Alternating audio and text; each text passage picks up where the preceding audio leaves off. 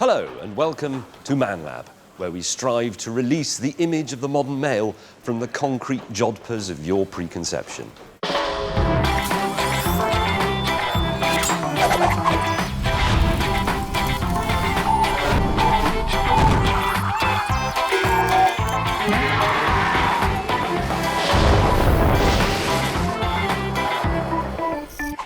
Striking out on behalf of optimists everywhere. 2, 1, we have liftoff. We poke Thor with a self-propelled pointy stick in an attempt to capture a lightning bolt. You'll have to get in, cameraman, I'm afraid. Otherwise you could get blown to bits.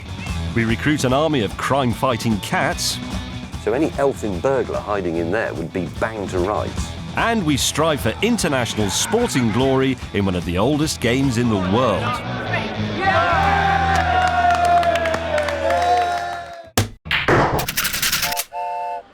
Bruce Springsteen told us that you can't start a fire without a spark, and this has always been true.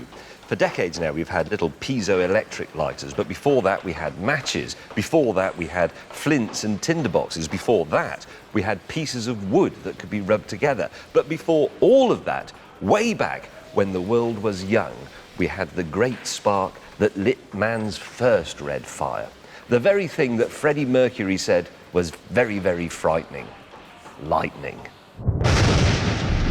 Since the dawn of time, mankind has cowered in awe at the destructive power of a decent thunderstorm. The Old Norse sagas told of thunder god Thor striking down his quaking enemies with Mjolnir, his lightning-emitting warhammer. In Greek mythology, Prometheus stole fire from the gods for us mortals to use, and in doing so created the first human skill that gave us progress and civilization. We could buy a lighter, but where's the skill in that? Fire! Much better to steal the spark ourselves by capturing a bolt of lightning. Right, we're now going to talk about Nikola Tesla, 1856 to 1943, one of the great electrical pioneers, probably the closest thing we've had to a human being who does understand electricity. He's been called the father of the electric motor. He was a champion of alternating current and the widespread distribution of electricity on what we would now call the national grid. Among Tesla's many inventions was this, the Tesla coil. It actually belongs to Steve. Well, how does it work, actually? Well, all the Tesla coil is a special kind of transformer, and Tesla invented it to experiment with wireless power and radio. Tesla built increasingly larger versions of these coils in an attempt to develop the first global wireless power grid. Inadvertently, he invented a form of man-made lightning, which should give us a chance of seeing what we're dealing with. The voltage on this is enormous, isn't it? Yes, it's about 250,000 volts. Can you fire it up? Yes, well, everybody stand back a safe distance, please. What is a safe distance? About 2 meters or so. Lights off.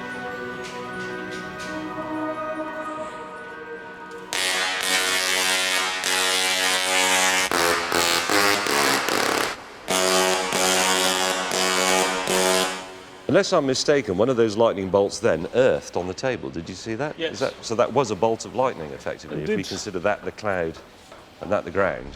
Yes. Small boys, including us, will see this as a high-tech electric whoopee cushion. But it also shows us that lightning might be something we can tame. This is 250,000 volts, 1,000 times what you get out of the plug at home, and that hurts, let's be honest. It's a fraction of the power of the real thing, but it's the same stuff. That's spectacular, and our quest, should we succeed, is to get that same phenomenon in the real world, thousands of feet long, a real lightning bolt hitting the ground, captured on the television for you. Stirring words indeed. But the only way to turn this ambitious dream into reality is to use a vehicle with which ManLab has already chalked up a depressing litany of failure. When we first tried Rocketry, back in the innocent days of Series 1, our technical approach consisted mostly of shouting at them. Rocket! No. Rocket! And although this tactic did show some eventual promise, our rockets had a nasty habit of zeroing in on us rather than the sky. But now we found a man who insists that he can not only launch a rocket, but also capture a lightning bolt and live to tell the tale. This is Charlie Adcock. Regular viewers will remember him as the man who cut down the Christmas tree using the explosives. This was actually his idea, and the key to capturing our own bolt of lightning is, believe it or not, this 0.15mm diameter stainless steel, what would you call this? Not line, really. Filament, I guess, would be a good word for it. We're going to wind around 800 meters of this onto a coil, which will form part of a rocket that we will then fire into a thundercloud pregnant with electricity. And because electricity is essentially lazy and wants to go the easiest route to Earth, it should fly down the wire, and that way we will know exactly where it's going to hit the ground. This is our transmitter for talking to Thor. It all seems pretty straightforward. We fire our rocket into a cloud, and its trailing wire instantly becomes a 2,500 foot long lightning conductor, leading into a barrel of sand. The only other thing we'll need is one of these, a thundercloud or anvil cumulonimbus. These gigantic stacks of vapour are formed by the collision of unstable weather fronts and rub themselves into a 1 billion volt static electrical frenzy. Our ambition here is not merely to give you an extremely exciting piece of television, a lovely image of a lightning bolt, but also to record it in the ground, because when the lightning bolt reaches Earth, the immense heat creates something called a fulgurite, which is a sort of glass sculpture, if the material that it hits is right. When the lightning hits our barrel of sand, the immense heat will instantly turn it to glass, leaving a three-dimensional record of the lightning bolt. And this will be our trophy. It couldn't really be any simpler. It doesn't mean it's going to work, but it should do. To ensure our filament doesn't snag or break during the attempt, we're using a computerized lathe to wind it neatly around the fins of the rocket. But to be perfectly honest, breaking the wire is the least of my worries. It's a well-worn cliche, but we really should say don't try anything like this at home. Don't go standing on the roof with a long stick and a piece of thin wire and pointing it at thunderclouds and things, because it's potentially very dangerous, isn't it? We're going to have to stand back. There is a significant electrocution hazard. Since he's clearly already received a glancing blow to the head from Thor's hammer, Charlie insists on a test launch to practice our safety procedures. Time to confront our rocketry demon. This is the flame pit of our rocket test launch facility. This is merely a way of making sure that the rocket launch, filament trail all works. This is not a thundery day. Those clouds are too high, they're the wrong sort. And apart from anything else, this SkyScan device, used by people who work up pylons, tall buildings, warns of the build-up of electrostatic activity. It's on, the range is set to 0 to 3 miles. If there was anything threatening within an immediate radius, we'd know about it, and there isn't. So, this is a safe launch, but we're going to also practice the safety procedures that we'll have to use in a real storm, because obviously we can't stand here next to this long piece of thin wire going while it goes into a thundercloud. I and the crew will have to retreat to our safe van. This is a full dress rehearsal, so we're also testing this electric field mill. It tells us when the overhead clouds are fit to burst with static and is outstanding in its field. So this is measuring the electric field in the atmosphere. If you turn it on, hang on, you can hear a sort of motor going. Yep. There's a rotating plate in there which is alternately uncovering and covering up the bottom plate. And this is measuring the rate at which the charge goes onto that bottom plate and then back off again, from which you can estimate the strength of the electric field in the atmosphere. When we launch for real, any reading higher than 1.5 should indicate a highly charged atmosphere. But this is always a slightly nerve-wracking moment, the launch of a ManLab rocket. It's never been successful so far in 3 or even 4 attempts. But anyway, here we go. That's the rocket there. Preparing to launch. Power on. Holding down. Constant red light, armed. Please let this work. Okay, everybody, firing in 5, 4, 3, 2, 1. We have liftoff.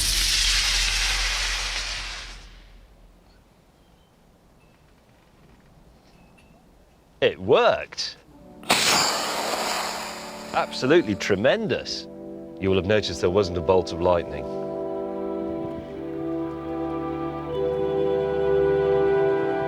We can't honestly claim that there's anything wrong with that. That's all good. Yeah. Rocket works, It's, direction works, filaments attached, it's attached this end. We just need to do that in a cloud. I think that's as good as it can get, really. That's our first successful rocket launch. What a fantastic warm feeling I have. It's not just that the sun has finally broken through up there. That's broken our rocket duck. Go. Coming up, Thunder Nerds are go. Drive, drive! And the chase for lightning is on. Fire!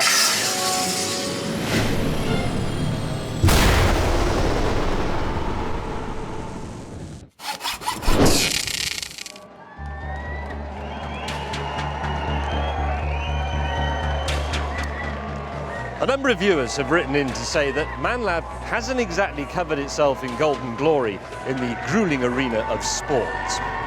Here are a few action replays. Let's face it, I was rollicks at boating. I was firing blanks in dueling. I got hobbled in the 100-metre sprint, pulled a muscle in the pool, and I can't even take a penalty. Oh, you mug! Everyone hates you now! However, we now think we've found an event in which we can compete successfully at an international level. The sport I've chosen to finally finish our flow of failure is rock, paper, scissors. The oldest, simplest game imaginable. Before people were kicking balls or stumping wickets, back when the Greeks were inventing the 100 metres, people in BC China were already playing forms of this game. Although back then there tended to be a lot of draws, as paper and scissors had yet to be invented. We've decided it's time for me and the Team ManLab to finally claim sporting glory at the Team Olympic Rock, Paper, Scissors Championship. Yes, it does exist.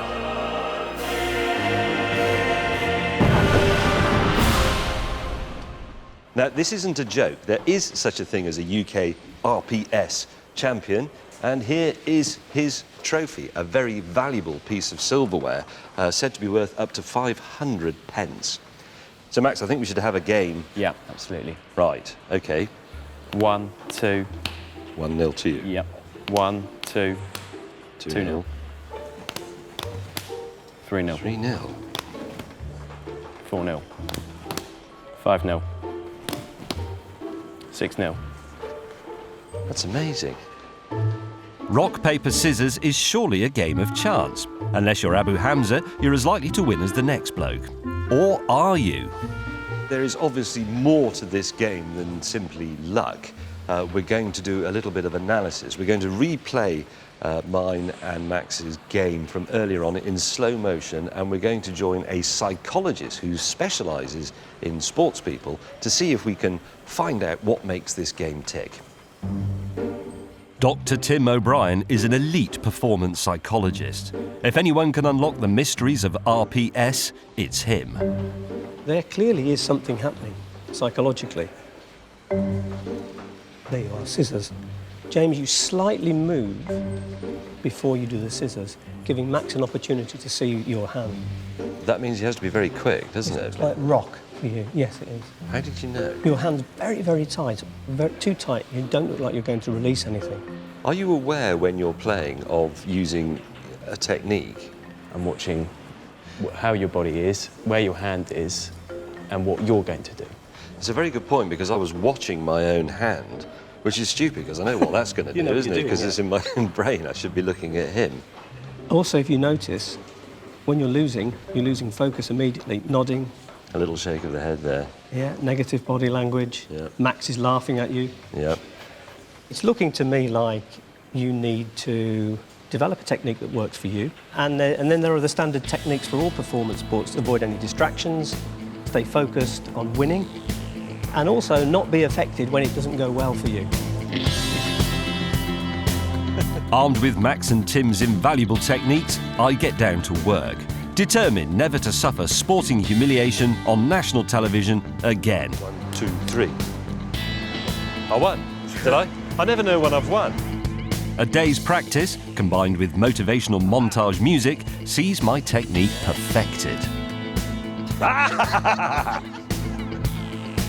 By the time match day comes, I've convinced champion Max and Dan from the Man Lab to join my all-star Olympic team. But due to a slight oversight, we will be representing the historic homeland of hand games. The reason we are representing China is actually quite simple. Another team has already bagged the role of being Great Britain, and China unfortunately can't be here, so we have presumed to be China. And we've taken advice on this. These are genuine Kung Fu jackets. This legend here actually says Man Lab in Mandarin. And of course this is part of the psychological battle, because anybody who knows anything about rock, paper, scissors will know that the Chinese are the masters of it. To complete our four-strong Chinese powerhouse, I've recruited a man with enormous hands. A man who almost guided me to glory on the football pitch. Take the penalties back there. This ain't your friend. Get angry. Get in the zone. Show me your zone face. Here is his zone face. It shows us that former Liverpool and Spurs defender Neil Razor Ruddock is in the vicinity of a pub. His weapon, intimidation. Right, all you got to do is use your aggression and your focus. See the other guy, psych him out. Hate the ball, hate the rock, hate the scissors, hate the paper. 1, 2, 3 scissors. 1, 2, 3 rock. 2, 3 paper. Yeah. I'm in. Thanks. All right. Thanks, mate. Cheers, man. How you been? All right? Yeah, all right. How are you? Thanks. Yeah, I'm all right. Lost a bit of weight, I see. I have lost a little bit of weight. Ah! I touched you. You touched my man then. I don't like to be immodest, especially about sporting occasions, because I don't have a very good record, but I am quietly confident. Look at the opposition. They are a lot of already fairly inebriated students and wasters. I'm feeling very good about the Republic of China's chances in this competition.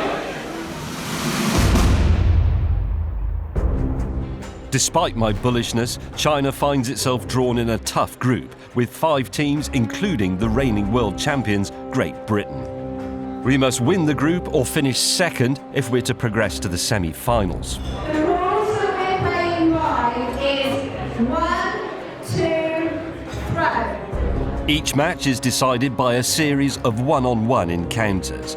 First team to reach 4 points wins. With the atmosphere building, I repeat to myself the simple tips that might guide our team to glory. Watch your opponent's hand. Don't signal your throw. Keep your cool when it's going wrong, and remember, there's no me in team. Tonight, we've never been more ready.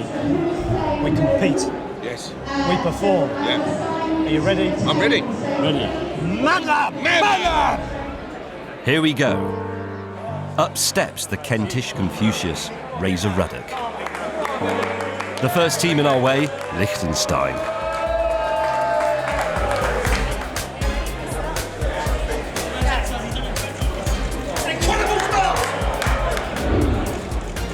A strangely nervous Razor squanders the opening point. But Ice Cool Max steps up to level the scores, 1-1. China, number 1. Dan from the Man Lab throws it away. Next up, me.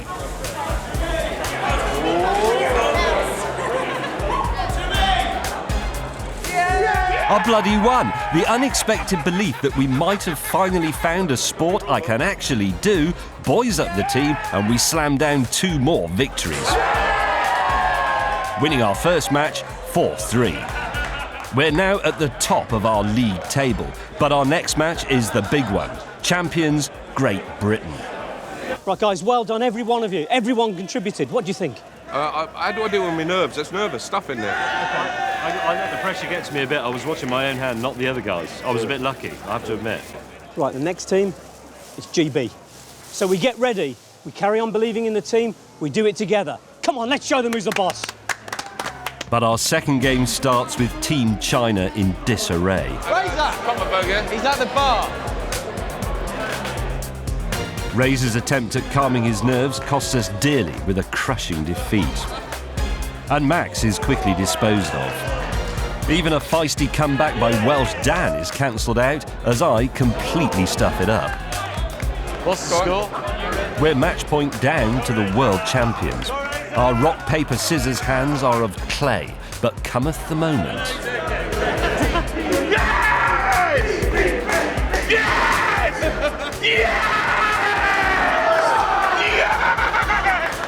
But victory is short-lived, as just a few moments later, a poor choice of paper hands the match to the champions. A sobering defeat, and Razor's erratic behaviour is starting to worry Coach Tim. OK, guys, look, we've won one, we've lost one. There's a few things we need to do. Razor, you can't pick up a yellow card. Oh no, I lost it, but I want to win. But Razor's resolution proved as shallow as the dregs of my pint, as within moments he loses the plot entirely. Ready? What was this? What's this?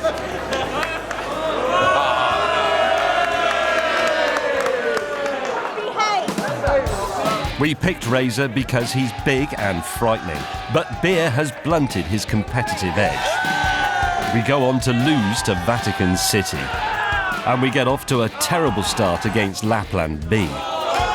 Facing an early exit from the competition, a chastened Razor grabs the game by the scruff of its neck. Yellow card forgiven, we're finally back in full flow. Who's well done. Hey, We've won. it's a crucial victory. We're now at 2 wins, 2 defeats. The whole of my plight to claw back some semblance of sporting credibility rests on this next match.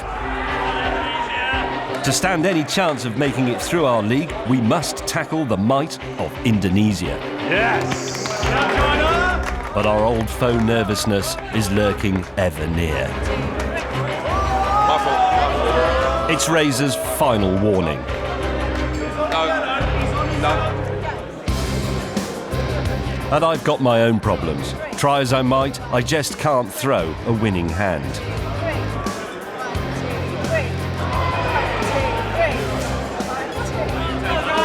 Then I remember, stop thinking what I'm going to throw and think what my opponent is going to throw. It works. The match remains on a knife edge. The result could go either way. It's all down to the 2011 UK champion to get us over the line. 3. 1, 2,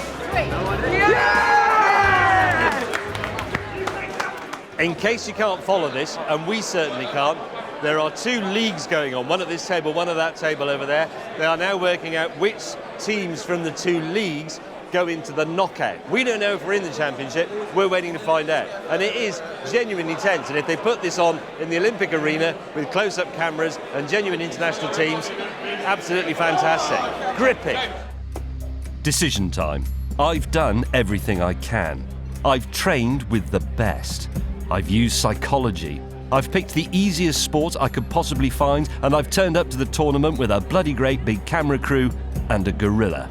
We must succeed. Okay. The 4 teams who have made it through are Lapland A, Great Britain, San Marino,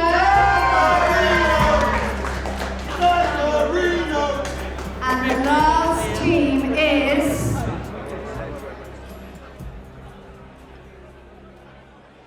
Vatican City! Oh no, it's happened again.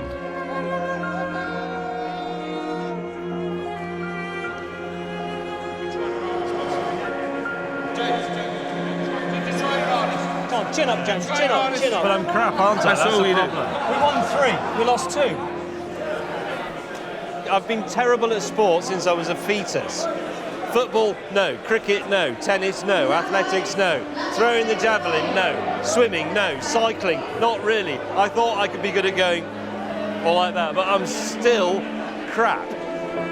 We finished 3rd in our group, edged out by Great Britain and a bunch of pontiffs. The slim margin of defeat hits me harder than any of my previous abject failures. I'll be honest, I'm disappointed. The one thing we can take away from this, I think, if we want to be positive, rock, paper, scissors. It's thousands of years old. Simple to learn, takes 10 seconds. Everybody can play it. It's multicultural, it's multilingual, and it can be used to sort out any debate. So, who's paying the bar tab?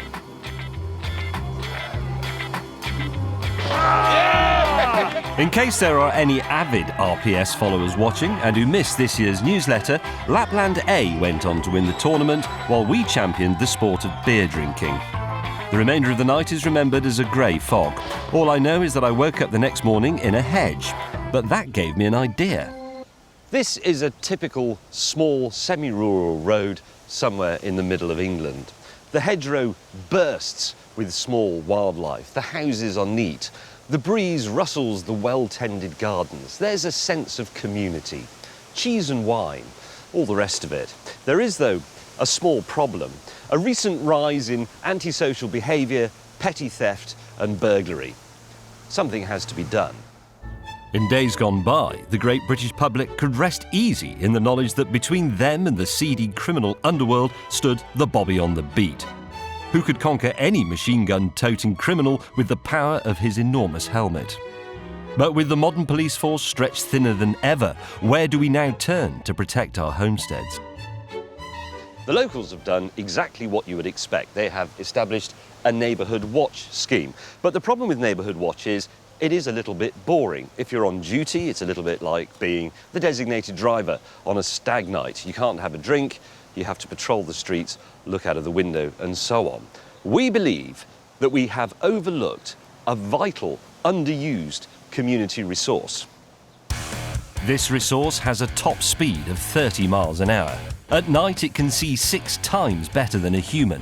It carries piercing weaponry and has an operational duration of 9 lives. We are going to turn a local neighbourhood of cats into a surveillance-equipped, omnipresent long arm of the claw. A lightning-fast, crack feline neighbourhood watch.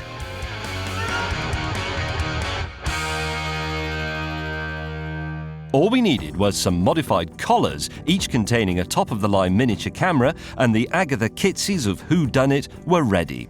But were they willing? Here we see Ozzy, the cat, being rigged for his shift by Jane, his owner. And before anybody writes in, we have consulted the BBC Wildlife Department, who put cameras on all sorts of animals, and the Blue Cross about how to do this so that the cat isn't distressed. We only put them on cats that like having them on. If they don't like it, we don't do it. And the camera will fall off if the cat gets stuck anywhere so that it doesn't trap it down a drain pipe or something like that. And the great thing about this is the cat is perfect for this role. Cats are agile, they are indiscriminate, they approach people, they can see in the dark, they go out at night. They are the Sherlock Holmes of domestic pets. Right, Ozzy, go and catch burglars. Go.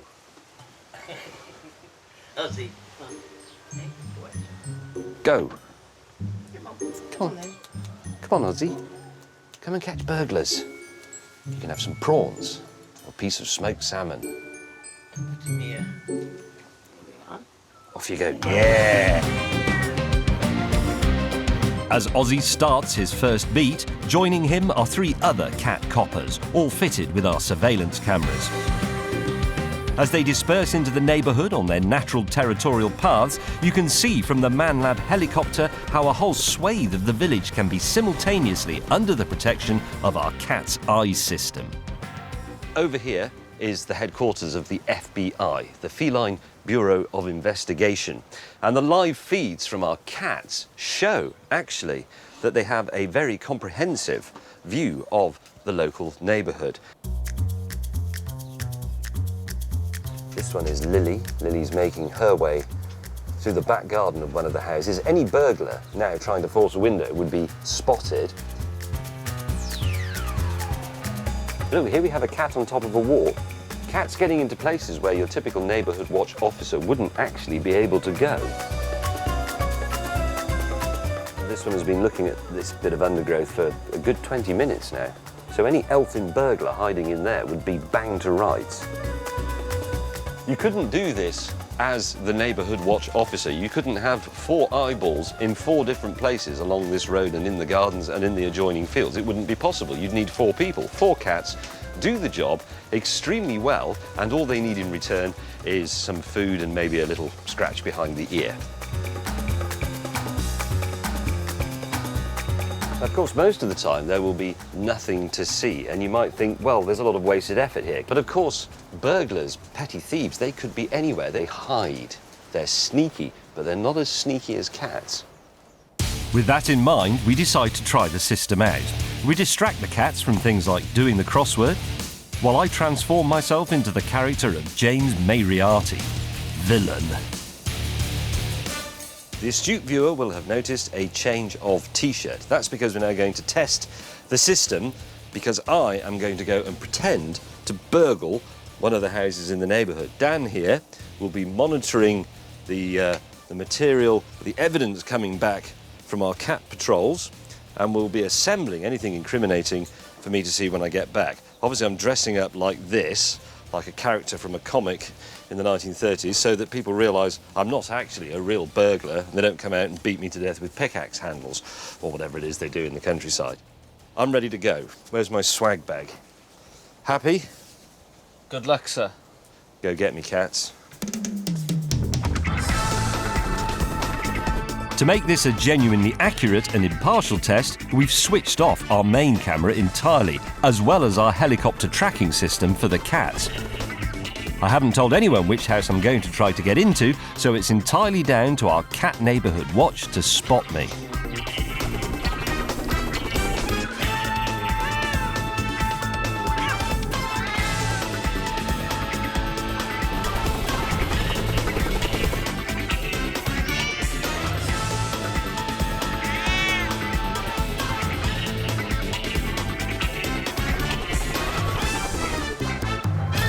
Right.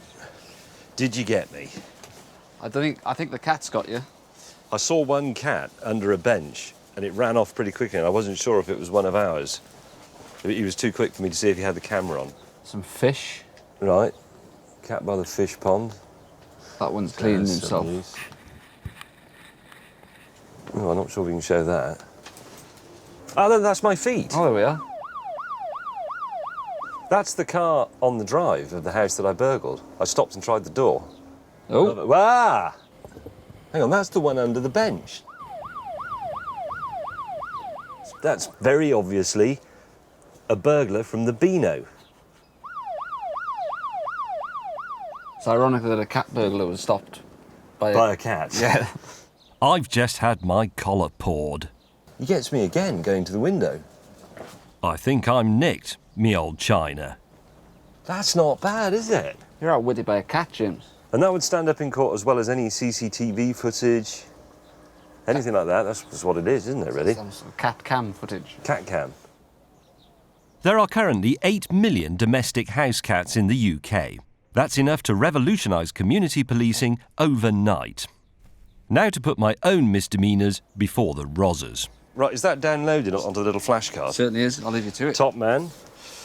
And now we shall make use of another much maligned and underutilised British urban animal.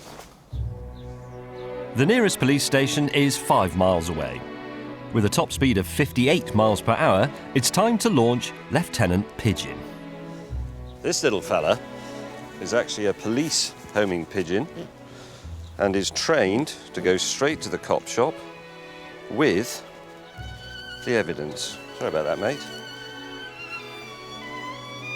Off you go.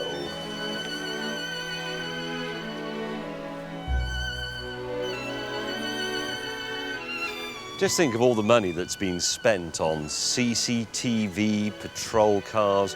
There's this argument about policemen on the beat. It's all nonsense, really. The whole job can be done by a cat and a pigeon.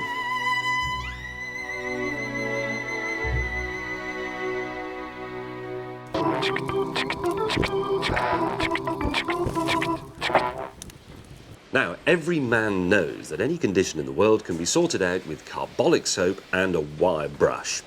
But what about Simmy's hands? Here's a brief flashback to him eating a pizza earlier in the series.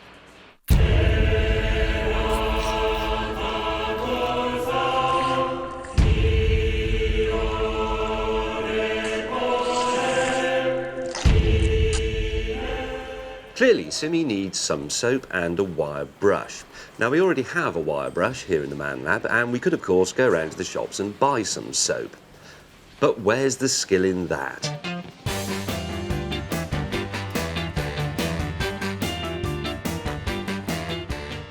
Right, making your own soap, you need some beef fat, which has been dissolved with water and set in the fridge overnight. That's what this is here. You need the lye, which is caustic soda, which you mix with distilled water. We need a mould, we need some scales, we will need some salt, and you need a chemist. We have one, he's called Bob. Hello, Bob. Hello. The kind of soap we're going to be making is old-fashioned coal tar soap. But you'll have noticed that our thrilling table of ingredients doesn't include any coal. Someone from the Man Lab has to venture deep into the bowels of the earth to dig some out for us. Rory volunteered following a vote and was immediately dispatched with his favourite club megamix 150 miles away to the Big Pit coal mine in Glenarvan, Wales. As well as being a somewhat unlikely ingredient in our soap, coal was once the industrial lifeblood of the nation, the fuel that fired Britain's might.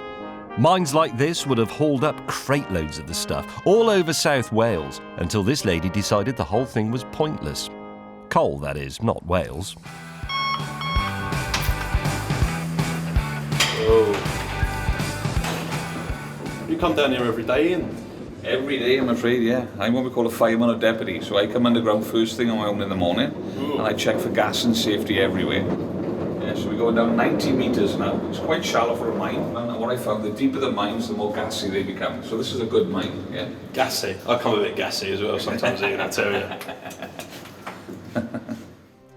Ian clearly despaired of the circumstances that made the legacy of his and his forebears' work this feckless teenager. This is a world that was once inhabited by real men. Men stout of heart and strong of arm, who chiselled away in the blackness so that Britain could resonate to the beat of her awesome industry, power and speed. Nowadays, these tunnels are frequented by rather different blokes. Ian said that this just happened to be Jedward's favourite Welsh mine, but it seemed more likely that we had in fact found the black pit that spawned them. Sensing a plot, we told Rory to get chipping and to get out before they came back and gave him a job. That'll have to be enough.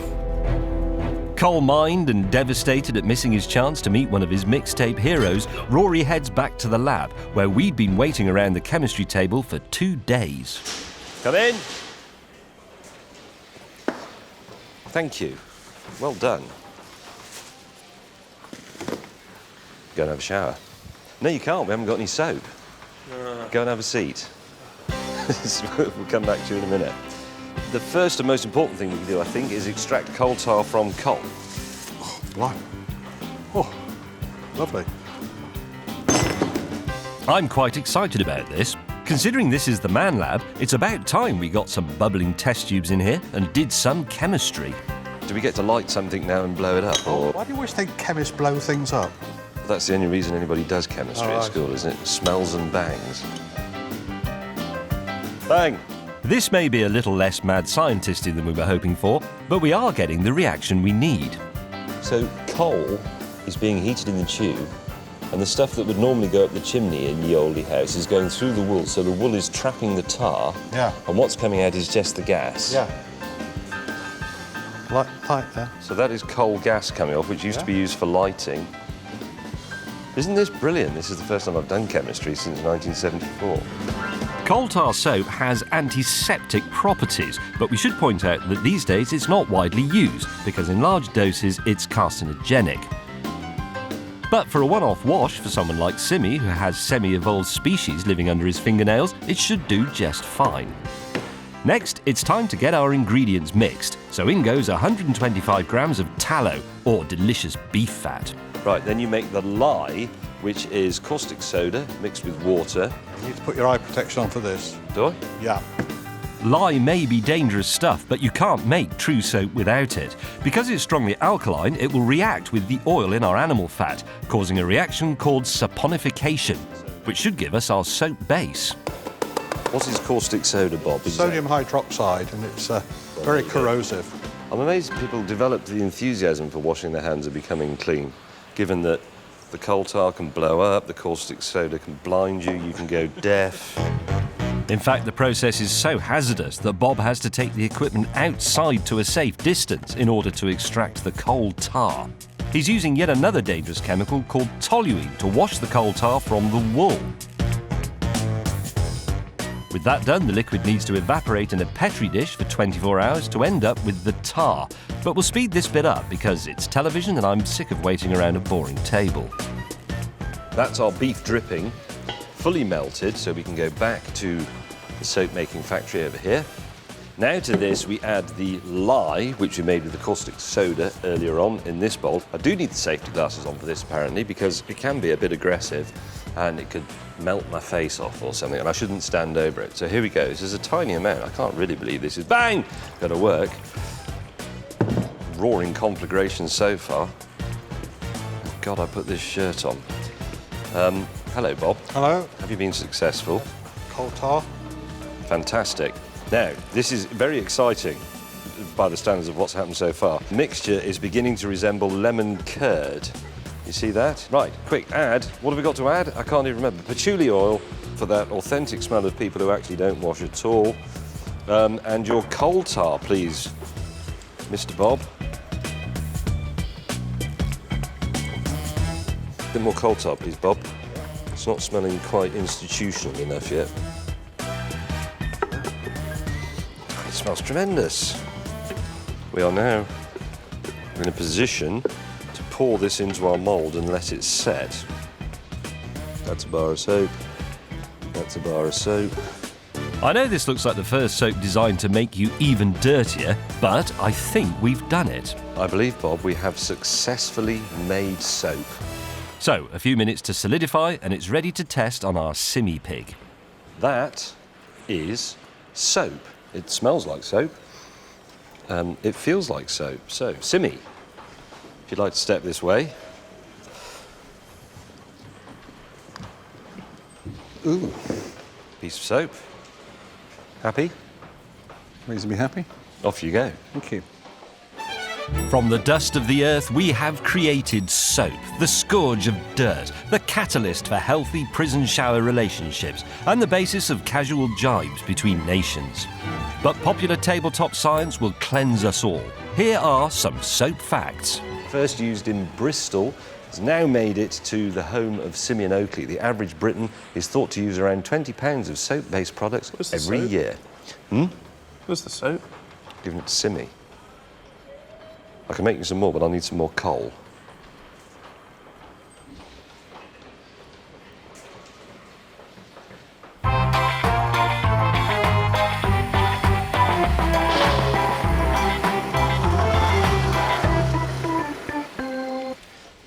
Dear ManLab, I come from a very clumsy and ill-mannered family. Mealtimes are a disaster, with things being spilled everywhere and people drinking during the speeches. Anything you can do to help? Yours sincerely, Mrs. Sugar. Well, we've had a bit of a think about this and we have come up with a dining solution in which the guests may not so much as lift a fork without the express permission of and intervention by the head of the table. Now here is a typical four-place meal setting such as you might find in the Sugar household, and everything can easily be knocked over, thrown around and all the rest of it, but they couldn't if they were stuck in place. If they were stuck in place, they would then, of course, be completely useless. You wouldn't be able to have a drink. But what if you could selectively unstick individual pieces at the flick of a switch? This we can achieve with the miracle of electromagnetism.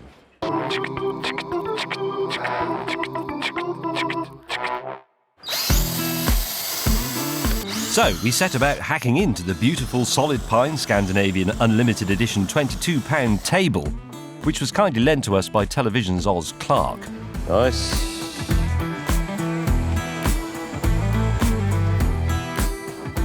Purists will be pleased that we have preserved the table's original simple design. This is only a prototype. Could we not show this wiring and this gaffer taping, please? To test our magnetic table, we've convened an elegant and sophisticated ManLab dinner party. I like your coif. It looks really fluffy. Here's how it works. This bank of switches controls the fixing of every piece of glass, cutlery and crockery to the table. Each one controls an electromagnet. There's a grid: side plate, fork, plate, knife, glass. Here are the names of the guests. And if, for example, I were to show you my side plate, you will see fixed to each piece of crockery there is a special magnet keeper. So put that down in its rightful place. There it is. There is an interesting override function on this system which has several uses. One is when we're ready for the toast. To me, I can hit master, which simply turns everything off. So if you'd raise your glasses in 3, 2, 1, me. Me. Most dinner parties eventually get a bit rowdy, and especially when Rory has had one too many tropical alcopops. But not to worry. With one flick of a switch, the host can assume control. It's a joke.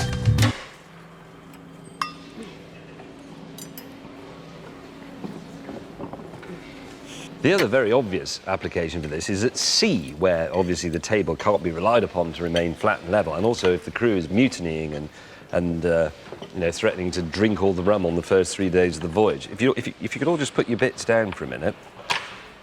If we sort of simulate being at sea with your knees.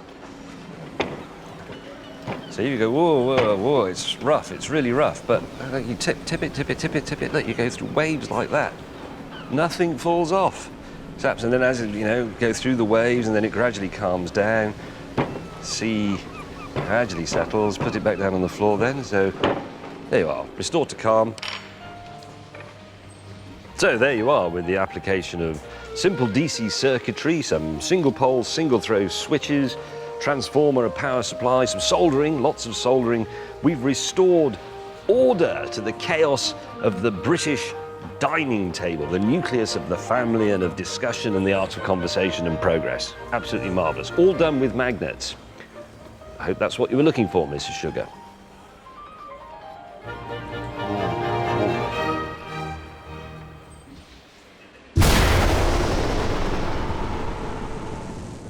Earlier on, we built a rocket with the aim of capturing our very own bolt of lightning.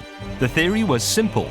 We'd fire a rocket trailing 800 metres of fine steel wire into a thundercloud and conduct a lightning strike down to our waiting tub of sand. The test firing goes without a hitch. 3, 2, 1, we have liftoff. It worked.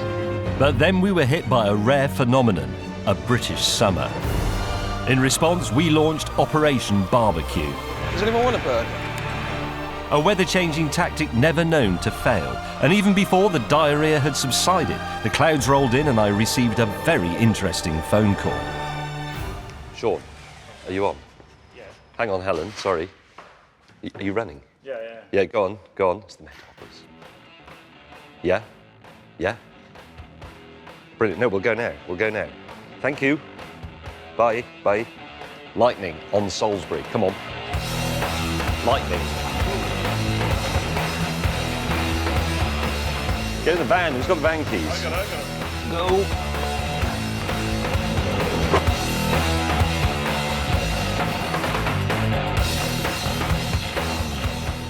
We have a thunder and lightning hotline at the Met Office, manned by a very nice lady called Helen Chivers, and she rings us up the instant there are reports of possible thunder and lightning. And today there's a 50-50 chance of it happening on Salisbury Plain between about 12 and 3. It's very exciting.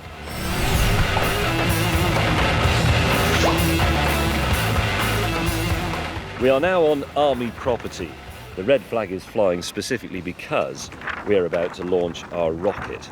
Just as soon as it gets here, look at the clouds, quite promising. Lots of wind, it's been warm, the conditions are good. An hour later, the rocket eventually shows up, bearing news that our expert Charlie is held up. But with the right weather bearing down on us, we just can't wait for him. We've got to go for launch. We're aiming for that cloud, which isn't directly above the rocket, but we've allowed for the wind. We should go into that. Is everybody ready? Right, arming rocket. Armed. In 3, 2, 1, and lightning launch.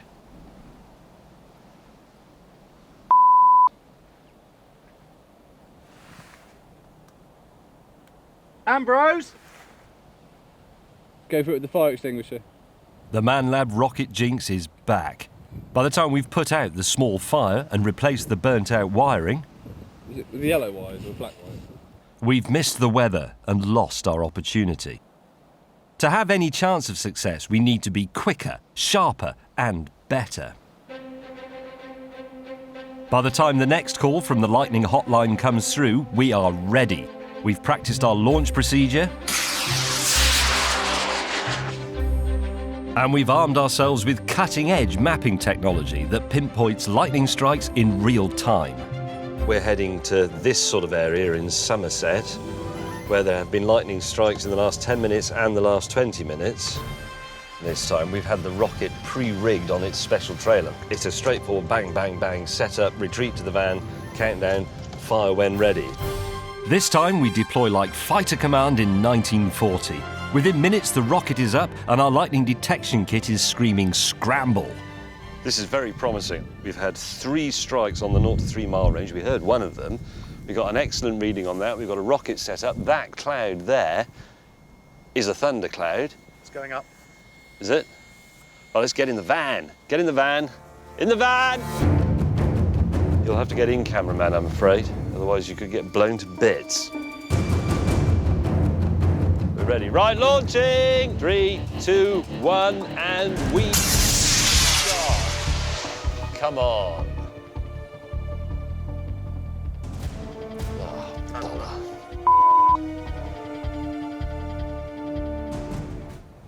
Never mind, it's British summer, there'll be loads of thunder.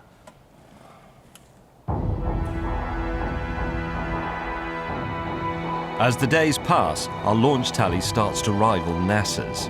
Fire! While our success rate remains an obstinate 0. Going in 3, 2, 1, and fire!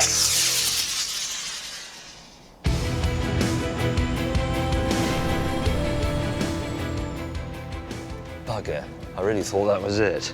Charlie the ferret's already in the bushes. After a dozen fruitless attempts, we're still no closer in persuading Thor to come out and play. Not only that, we're running low on time and rockets. Where the bloody hell are we going? There's a happy holiday atmosphere aboard the rocket van. Everybody's got up very early on Sunday to do this. As you can imagine, the mood is cheerful, upbeat and positive. When's lunch? Yeah. It's a good point, actually.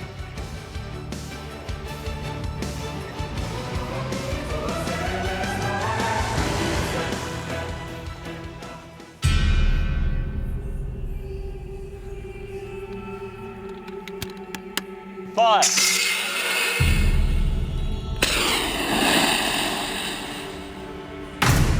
After a month drawing a ballistic blank, we're down to our last pair of rockets. Trick is to pick your spot and be patient. Well, we didn't get here on time.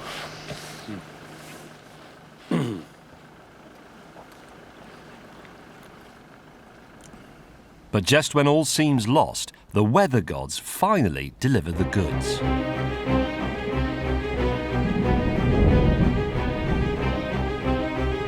The Met Office have issued an amber storm warning. That's the second highest warning issued by the Met.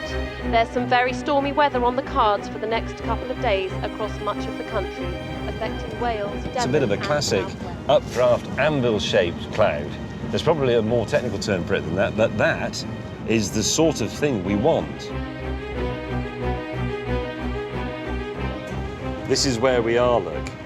Lightning, lightning, lightning. Tons of it. I think this is probably the best chance we're ever going to get. Come on. Drive, drive! If we don't get blown up today, I'm going to be bitterly disappointed.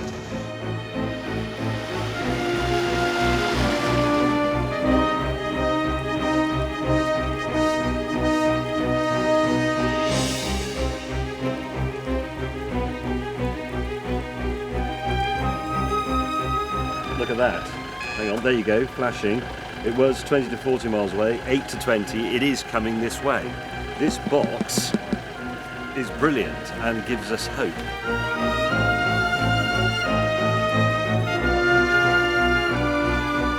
We had readings just now of over 2, and 1.5 gives us enough charge in the air to give us a lightning strike.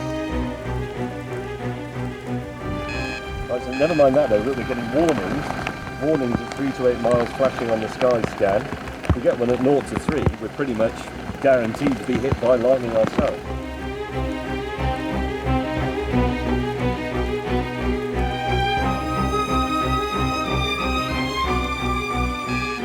I just got a 0 to 3. Just got a 0 to 3. Oh, there's another one, can you see it? Yeah. See it go off. So I spark those cameras in, not Yeah. three. Spark everything.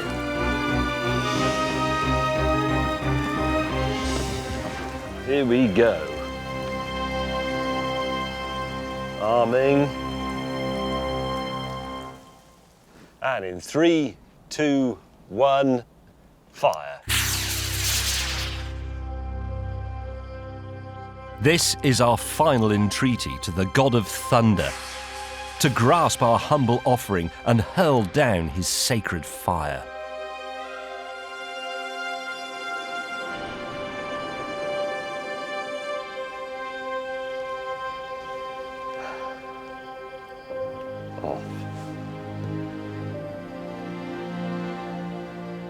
If we could devote a whole programme to this subject, we might stand a chance of doing it. Plus, if we went to somewhere like Hawaii, Croatia, we might, after several months of driving around every day, sleeping in tents, growing beards, eventually get a chance of a lightning strike. But doing it like this, I calculate that it would take approximately 35 years. As the great writer and philosopher Friedrich von Schiller once said, disappointments are to the soul what the thunderstorm is to the air.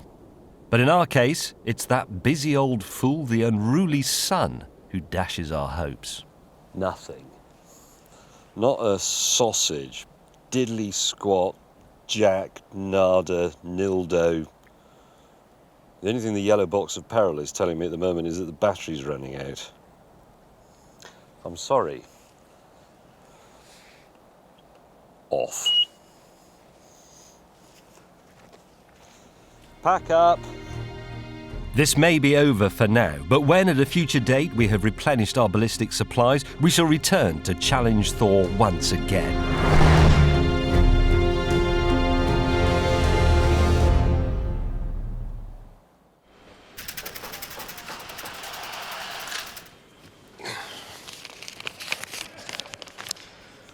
Yes, now we've had a letter from Ian Littlejohn. He's a councillor in the Oxfordshire town of Abingdon.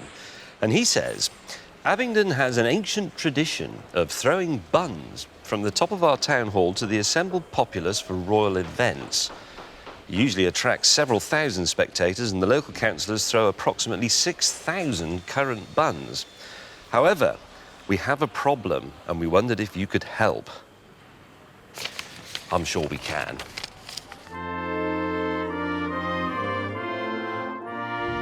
This might sound like the sort of thing we would just make up. It isn't. Abingdon's obsession with chucking buns at its citizens stretches back centuries. Every time there's a royal event, out come the buns. All the way back to eyewitness accounts of low-flying hot crossers at the coronation of King George III in 1760. Let them eat buns, cry the burghers of Abingdon, and the dough-faced citizens swarm into the streets like yeast-crazed fanatics. Old photographs show crowds in a bun frenzy, so deprived of entertainment that a pelted bun must have seemed like a PlayStation 3. But if anything, it gets worse. Let's move forward to the modern colour age, the 1990s, the rise of the me culture, the decline of community values, and we find tragic scenes such as this. Now, if you look carefully, you will see this girl has 3 buns to herself. This woman over here has 3 buns. Somebody back here has 2 buns. Somebody is catching buns in a hat. But what about this poor urchin here? He has nothing. He is our ward for this operation, because let's not forget, he will now be in his 20s. He must be starving. Well, They throw all these buns, like, and the crowds are massive, you know. I mean, you're literally up against one another like in a football ground, you know. And it's impossible to, unless you're very lucky, to catch one, you know. I'd say the amount of buns that actually make it to the back, about 1 or 2, not even that. We try as hard as we can, but if we're wearing robes, they do inhibit you rather. Last year, people were going home with 5 or 6 at the front, and then those at the back were not getting any. So with James's help, hopefully we can get them a bit more spread out so more people can get buns.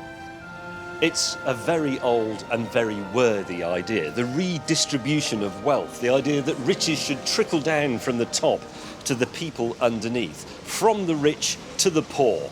We are the Robin Hoods of slightly stale bakery items.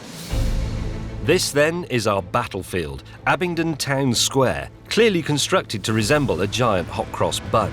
Come the Jubilee in 4 days' time, we'll be perched on top of this, the Town Hall, rivaling the Shard at a colossal 20 metres high.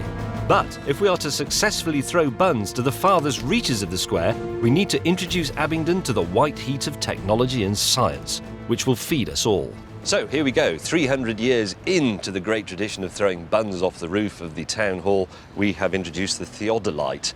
Looks very complicated. The principle is very simple. It sort of draws invisible optical triangles in the air.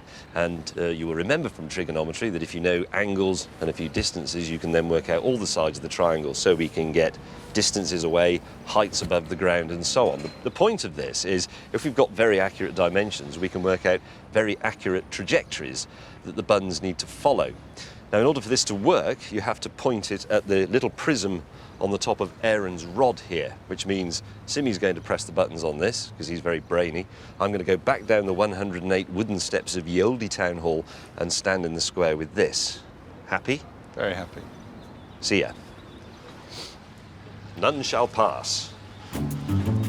Should we do a reading from the centre of the cross in the square? The cross in the pavement? And I am advancing. You can advance, because I don't have to do anything now, because this machine will actually follow you. Will it? That is unbelievable. You want to look down here. The machine now automatically follows the prism to there, the centre of the cross in the centre of the cross in the centre of the square. Aha! You are now horizontal distance from me is 30 metres. And your slope distance is 35 metres. This will be the most detailed and accurate reconnaissance for a bun-chucking mission ever attempted in the history of Abingdon. 8.5 paces. 47.7 metres. Slope distance 55 metres, so we are getting quite far away there. I think we'd be hard pushed to get that kind of distance. Thanks to the theodolite, we now know that our buns must reach a distance of 55 metres if they're to reach the most dejected and leprous peasants right at the back of the square. But recording mere distances is simply not enough. In order to be truly accurate, we need to cater for the height and catching variances of all the citizens of Abingdon. I cannot think of it making this a bit complicated. Distances in metres accurate to 3 or 4 decimal places. I mean, it's not as if the bun is standard. We're not going to be able to make it land exactly there, are we? I've got a better idea. I've got a really good idea. This is Jonathan Whaley. He's a highly experienced classic jet fighter display pilot and an ex-Royal Navy aerial warfare instructor. He is eminently qualified to throw some stale bakery produce out of the window of a small Cessna. So, any questions? No, Skipper, I'm ready for it. Synchronised watches. Monday? Monday it is. Oh, good. Let's go. Good.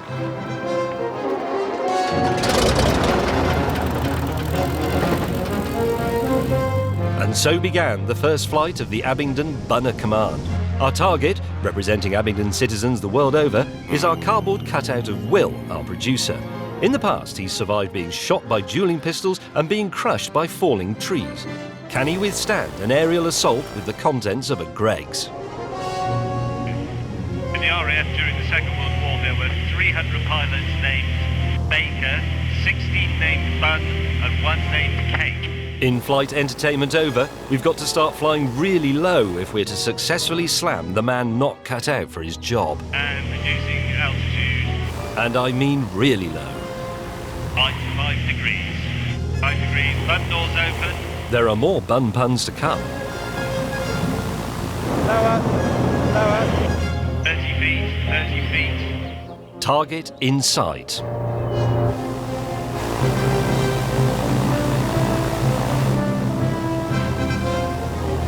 Okay, Bombardier, make it a good one. Bun's gone. Goner, Will has been bunned.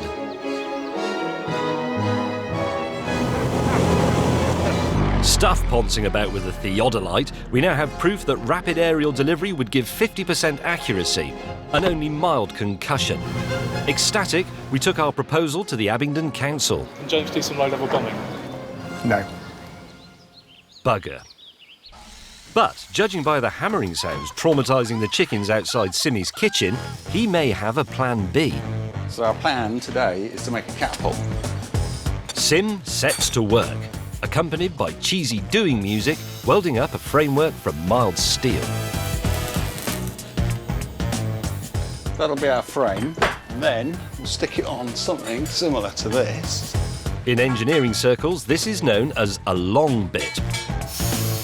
With the long bit attached, Simmy also fashions a trigger mechanism. This is becoming less of a catapult, more of a hot crossbow.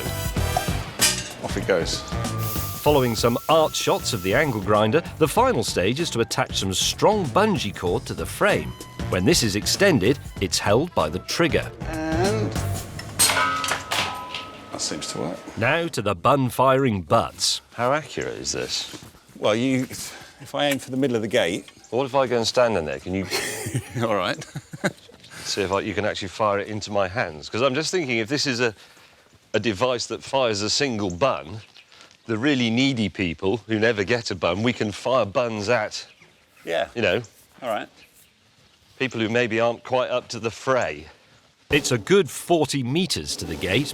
If you add in a 20-metre drop, as we'll be firing from the top of the town hall, then if we can reach this, we should clear the square. Right, ready? Yeah. Give me that bun, man. There's a bit of wind.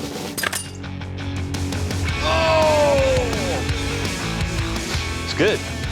This is a precision pastry projectile system, the sort of thing 3D TVs were invented for. If only we'd thought to film it that way. With this, we can slam a bun into the mewling gob of a hungry child from 60 metres. The only problem is, we need to fire a heck of a lot of buns, and our hot crossbow is a one-shot deal. Perfect. OK, what else you got? You might recognise this.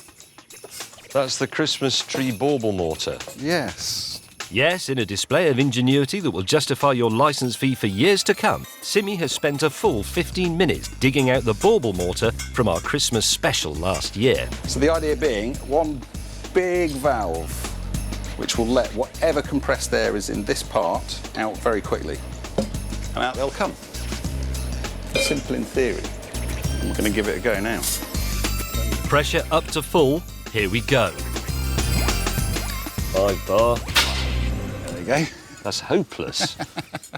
But before you can even say, didn't that happen on the Christmas special as well, Simmy has identified the problem. There's so much air rushing past.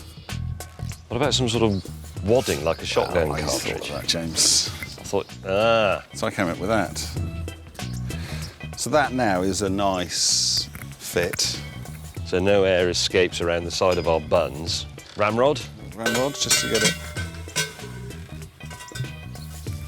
What we're looking at here is the mechanisation, the industrialisation of food distribution, which a lot of people object to and they think it's not proper and it's not local and it's not rustic. But let's face it, the population is expanding and this is the way they get fed. If you don't embrace this sort of thing, you end up with a place like Abingdon full of starving peasants.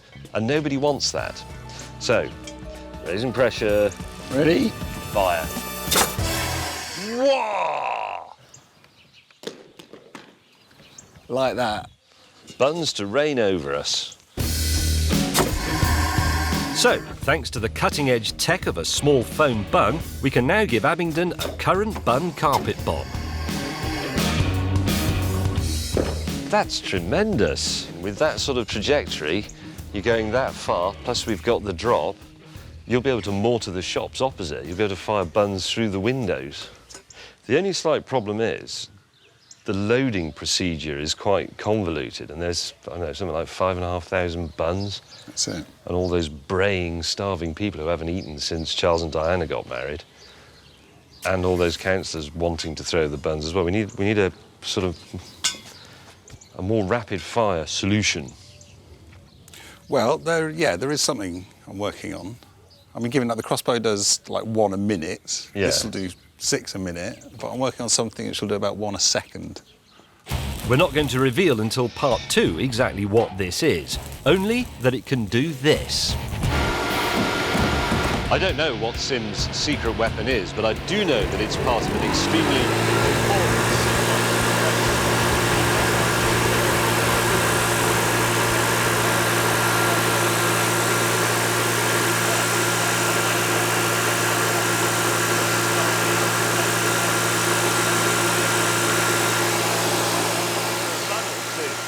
This is true progress.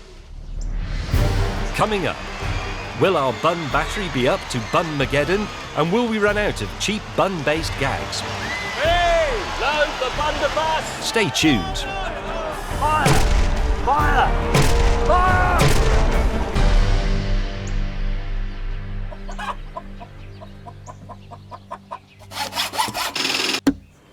Now, the other day, we noticed that there isn't actually a clock anywhere in the Man Lab, which isn't really a problem because, of course, we can go out and buy one very easily. But where's the skill in that? This is Man Lab, so we're going to make one.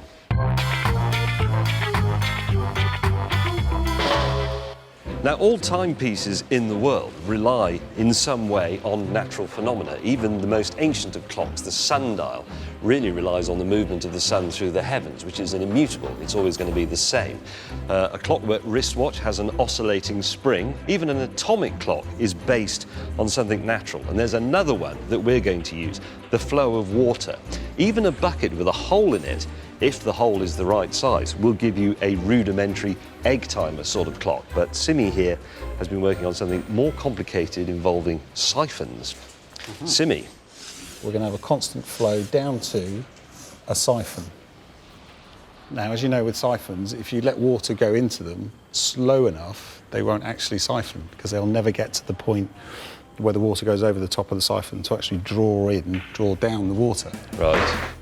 I'm saying right in a vaguely confident manner, but actually this is all quite complicated. We need to go back to first principles. Here's what any petrol thief knows. You draw liquid from a container through a pipe like this. Once it reaches the point where it's lower than the liquid in the original container, it will continue to flow unassisted. So if you keep topping up the original container, you can maintain a constant flow. Because the chalk drawing is a bit baffling, we set up a simple prototype siphon to show how a series of them could manage the flow of water very accurately. If the siphons fill and discharge regularly, then it should be a simple matter to join them up to some sort of display. Another natural phenomenon, then, as the basis of a clock. It's absolutely spot on, look. That always goes back to the same level, which means the same amount must always be coming out, and that's the important thing, isn't it? Everyone's going to be constantly rushing to the bog with this thing going on in the background. After going for a wee-wee, Sim is ready to reveal more of his increasingly complicated time and motion plan. Time will be read on the clock by our minute indicator, which will have 30 holes, each of which takes 2 minutes to fill. When the minute indicator is full, the water will flow into the hour indicator, which has 12 holes. So if 3 windows in this were full, and 3 windows in that were full, it would be 6 minutes past 3 in the morning. All the afternoon, because it's a 12-hour clock. Yes. Well, there you go. What could be simpler than that? Apart from obvious things like quantum physics. Any timepiece is as useless as a speed hump on a runway unless it's accurate, and this is true of ours. The slightest leak could completely ruin our clock's precision. So to be extra careful, we make a wooden template for each part first, so we can cut the real Perspex parts with absolute accuracy. Once our Perspex pieces are cut, it's time to construct our chronometer. Well, we must get on with this, Simi, because, as Omar Khayyam said, the stars are setting, the caravan starts for the dawn of nothing. Oh, make haste. The great thing about this, as opposed to something like a long case clock, is that we're going to mount it on a large wheeled frame so that the whole thing is completely portable around the Man Lab. It'll be as versatile as a wristwatch. So, with our Perspex components exactly in position, suddenly, from nothing except the mind of Simi and some precision engineering, stands the Man Lab water clock. You join us at a very exciting moment. We are about to add water to our water clock for the very first time. And you will know that the poet Larkin said, if I were called in to construct a new religion, I would make use of water. And that's what we've done here.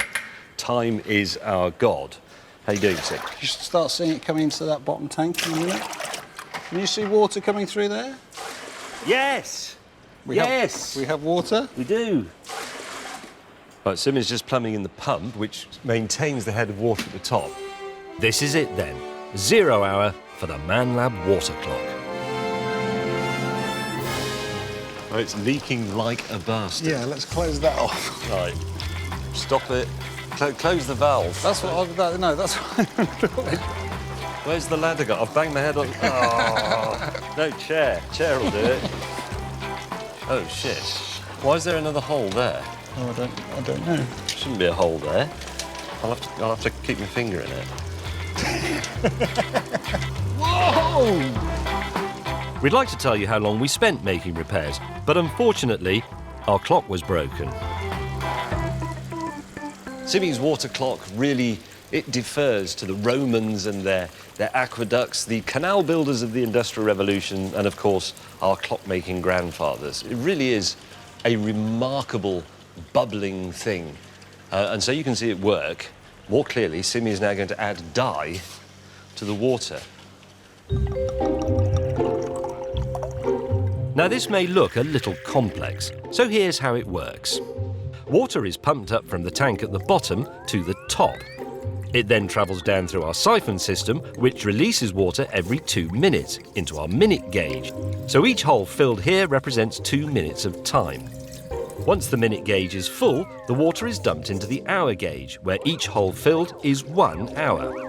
Then at midnight or midday, when everything is full, the whole system is dumped back to the water tank to start again. Simi now reckons he's fixed all the annoying leaks in the clock and that it's running perfectly. But to see if he's right, we need to check it against the real time. And to find the real time, I'm going to use one of the most ancient methods known to humankind, which is, of course, the talking clock. Hang on. At the third stroke, the times will be 10:52 and 10 seconds. Right, let's find out. 10, 6, 8, 52. To use the strict horological term, that's bob on. The Man Lab water clock is complete and accurately recording our tardiness. Wave goodbye to boring wall clocks and welcome this gurgling monument to doing things the hard way. Well, that's marvellous, but now it's time for something different.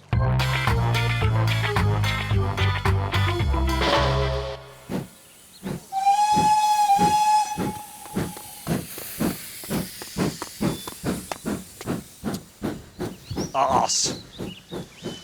We've all done this, of course. You've been out with your mates who live probably in the country. You've had a good night out, maybe had a few too many, and then you missed the last historic steam train from the local station. What do? There's nobody here to help you.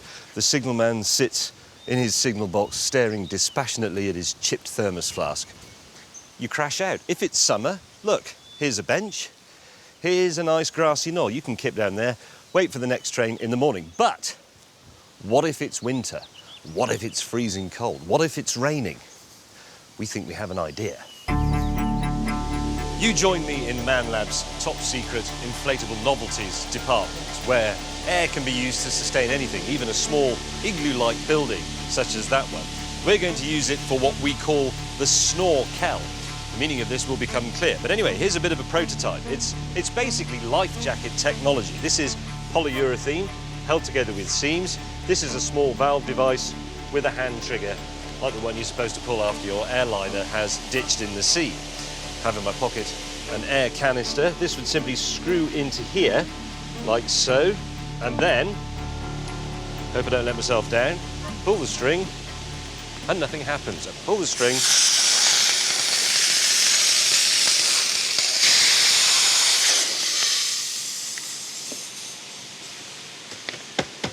That, we think, is the basis of a very good night's sleep anywhere.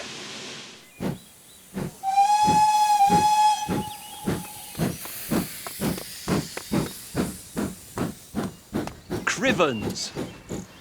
I've missed the last historic steam train again, and it's raining. However, this time I am wearing the snorkel, and to look at, it would appear to be a typical coat of the sort available from any retailer of clothing to the railway enthusiast. But watch this. Undo the 2 pockets. Remove the 3 rip cords. And then, very swiftly,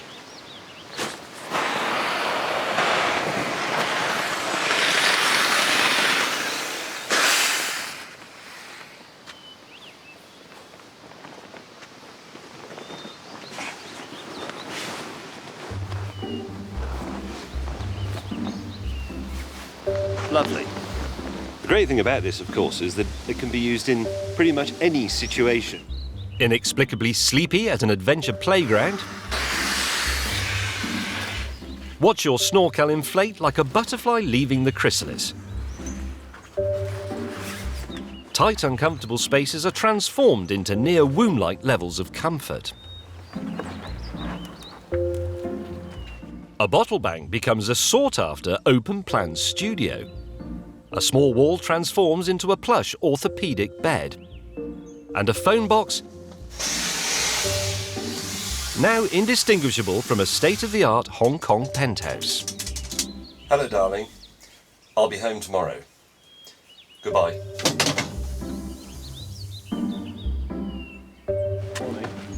The snorkel.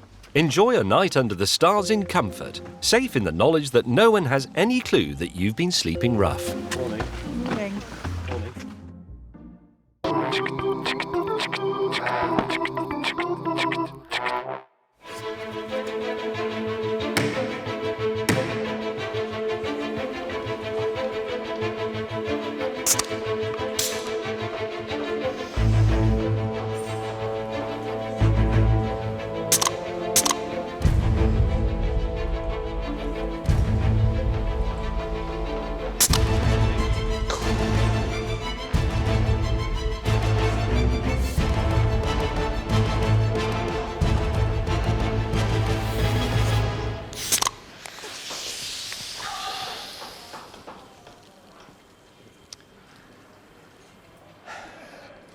That was one round of the most perilous game of chance known to man, the beer hunter. And it is, of course, a complete game of chance. Do you take the can that's been shaken up, or do you not take it?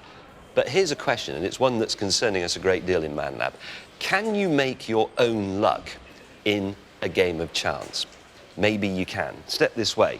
We're going to talk about something called the Monty Hall problem, named after Monty Hall, who was the host of an American TV quiz show called Let's Make a Deal. Now, typically, in the show, the winning contestant would be presented with 3 mystery prizes like this, in boxes. You can't see what they are. One of them is a good prize, the other 2 are duff prizes. In our case, one of these boxes contains a lovely large slice of gala pie. The other 2 contain a bowl of dreary salad. Now, at this point, the game show host says to me, "Good luck. Pick a box." So I'm going to say, I choose box 1. And the game show host then says, "You've made your choice. I shall now help you out by revealing that in box 3, there is a dreary salad. Now that you've seen that, would you like to change your mind?" Now, at this point, many of you at home, I imagine, will be going, but that's just a 50-50 chance. What can you do about it? But not so, according to game theorists who have been working on this sort of thing since the 1930s. I should change my mind and I stand more chance of winning. So, yes, please, I would like this box instead. Drum roll. Drum roll.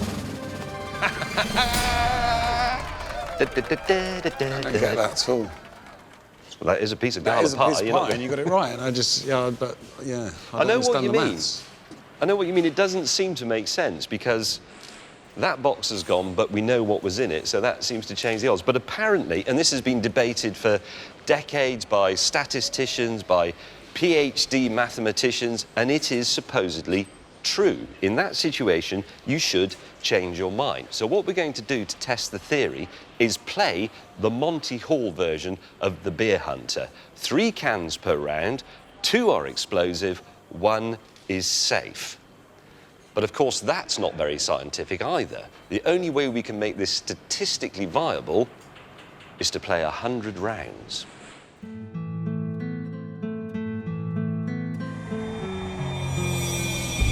So, just to reiterate, each of the 100 rounds of the Beer Hunter will feature 3 tins of beer. 2 of them will have been banged on the anvil of doom by Rory over there. Viet Tom will present me with the 3 tins and I will choose one. He will then remove one of the remaining dangerous ones. And he will then offer me the opportunity to change my mind. And I'm always going to change my mind, meaning Sim is always left with the 1 remaining tin. Helen over there will keep score of how often each one of us buys the farm. And if the game theory is correct, Simmy should end up covered in more beer than me. And now, to set the mood and increase the tension, some insect noises from the BBC Sound Archive and some artistic camera shots.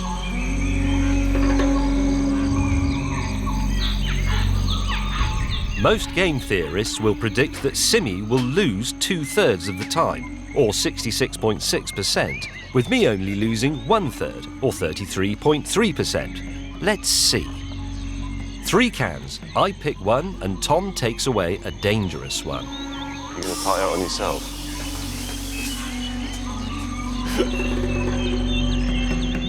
I then always change my mind and pick the other can, leaving Simmy with the remaining one. Come on, game theory, do your thing. 3, 2, 1, fire. No! Bollocks. So this is why we have to do this properly over 100 rounds, because one go doesn't prove anything statistically. I lost that, I'm dead.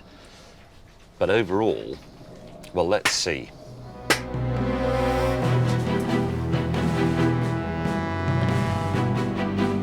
Three, 2, 1.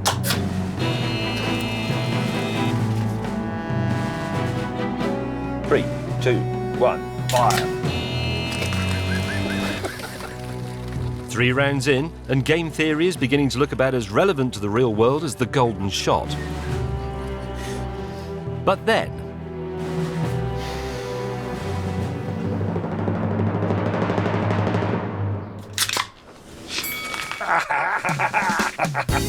Sergeant Simmy's winning streak has been broken. The game is on. 3, 2, 1. Fire. 3, 2, 1! Ah!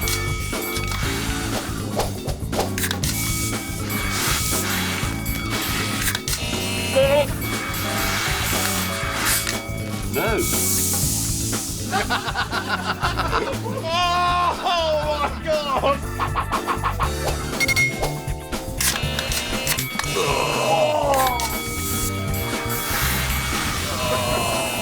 Just to be absolutely clear, this is a pure experiment. I can't see what they're doing. There's no cheating. I'm not even looking when I choose the tin. This is absolutely a statistical experiment, and the score is Simmy has died 28 times to my 9. Halfway through the Beer Hunter. It was at this point that things started to get a little strange.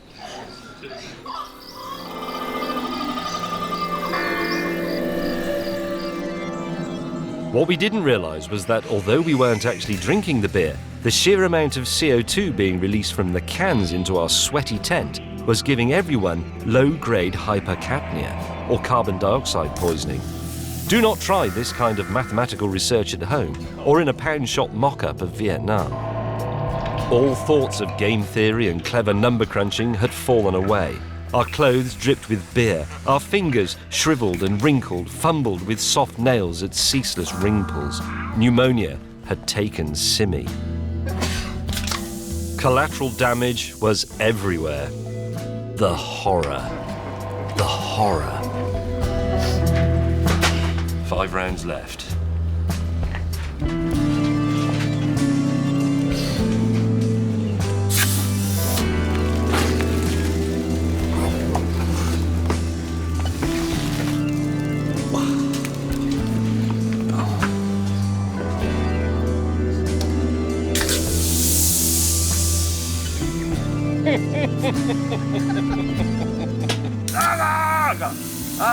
Ah! 60-39. What does that mean? Final round, gentlemen. Final round.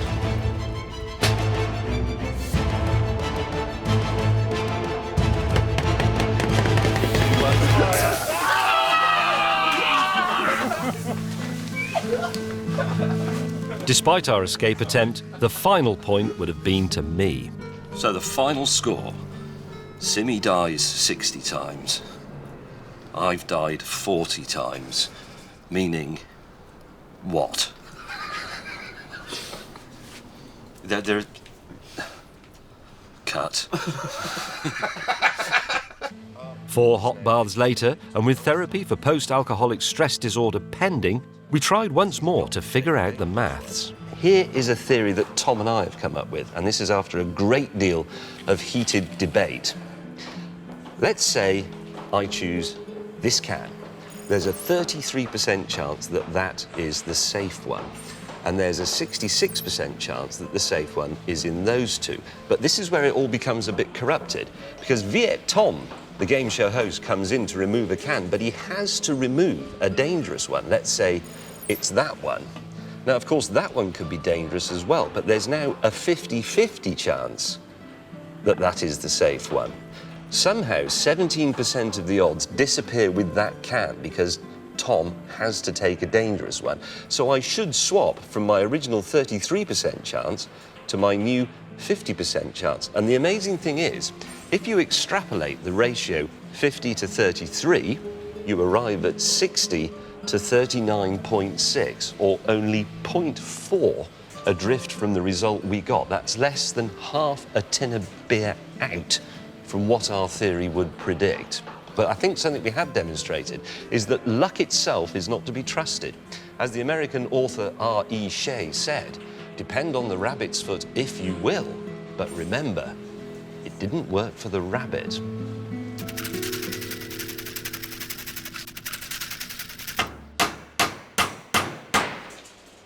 Now, here is a problem encountered by modern man everywhere.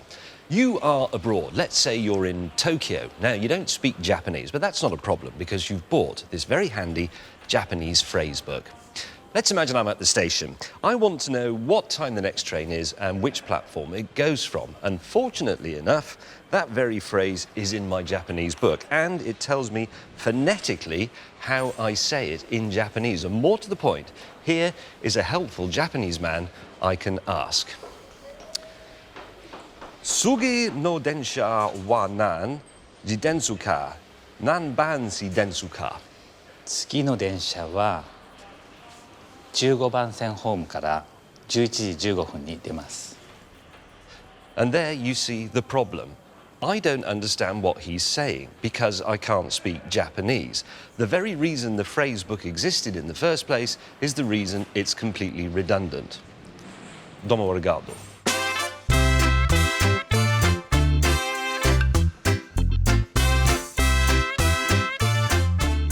Our linguistic mission was launched when we discovered that new scientific research into chimps had shown that language as we know it today evolved out of gestures.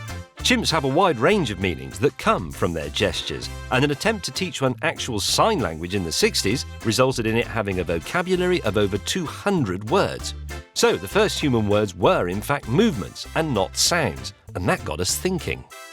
Everybody in the world knows that that means give me a ring.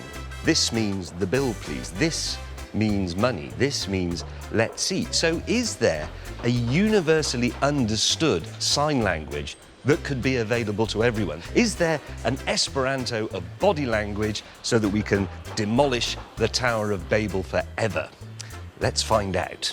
This is Richard and Judy. Richard Knight is a professional mime artist, and Judy James is a psychologist who specialises in body language. Over the rest of the day, they help us develop our revolutionary new silent language. You've got to get rid of what you know in your head and start from a complete blank canvas. So you need to do it on their map of the world rather than yours. So you know that you want an apple, but you've got to make them understand what would they see as a signal for an apple. It should be stressed that what we're trying to do here is not sign language, which isn't international.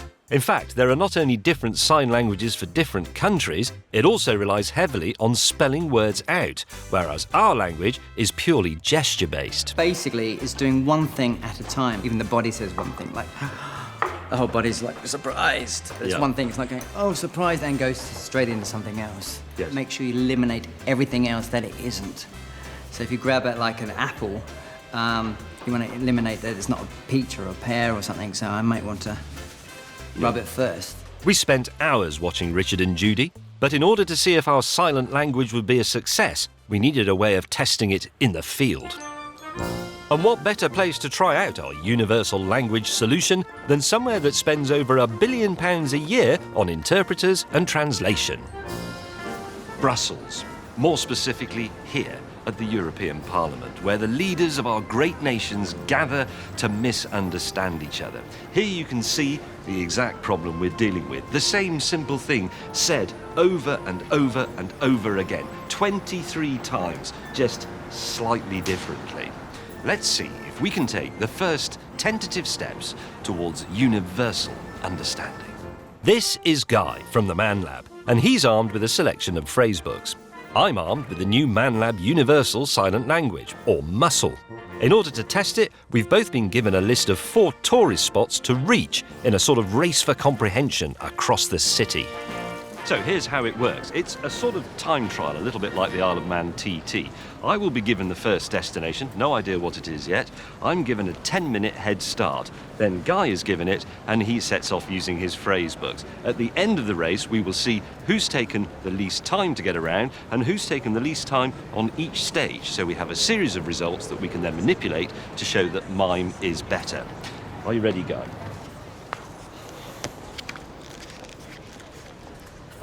Where? Good, let's begin. Our first place to get directions for is the Belgium Natural History Museum, distinctive for this rather ferocious iguanodon guarding the entrance.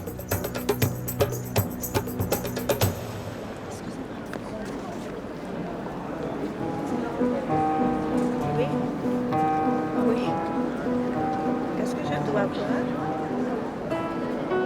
Un livre? Non? À manger? Ah oui, à manger, oui, oui. Non? I'm trying to remember Richard and Judy's advice of doing one clear gesture at a time, but the grand unveiling of MUSCLE isn't going as smoothly as I'd hoped.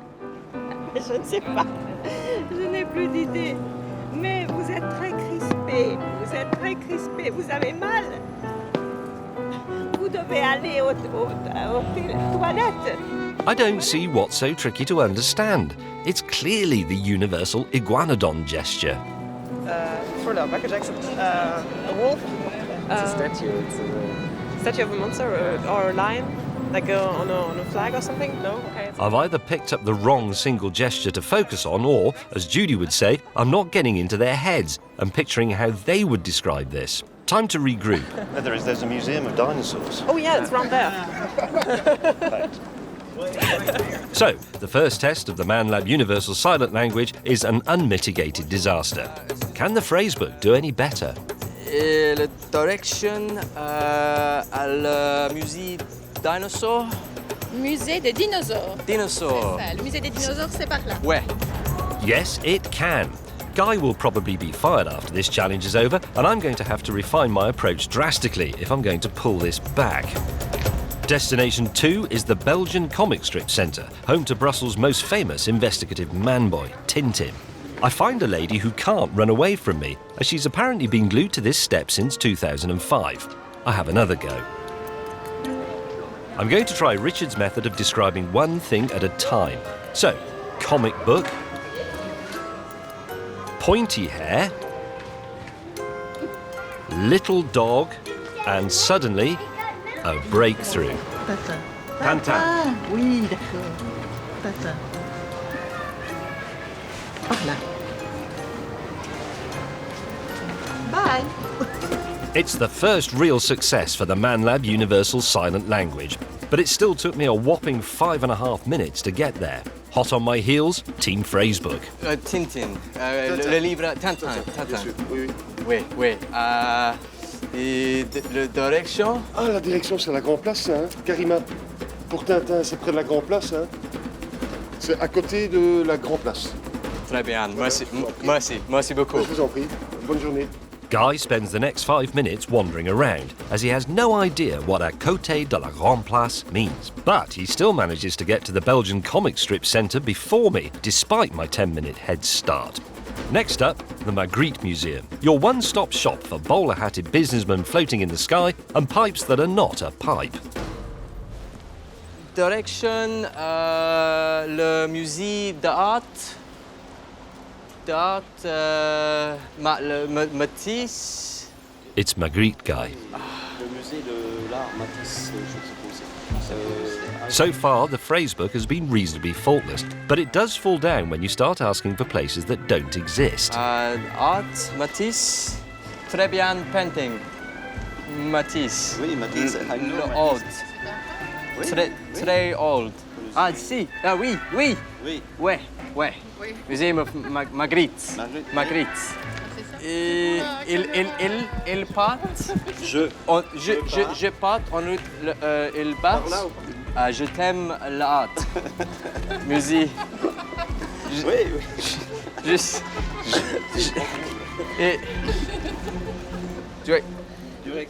After 6 minutes, Team Phrasebook finally gets the goods.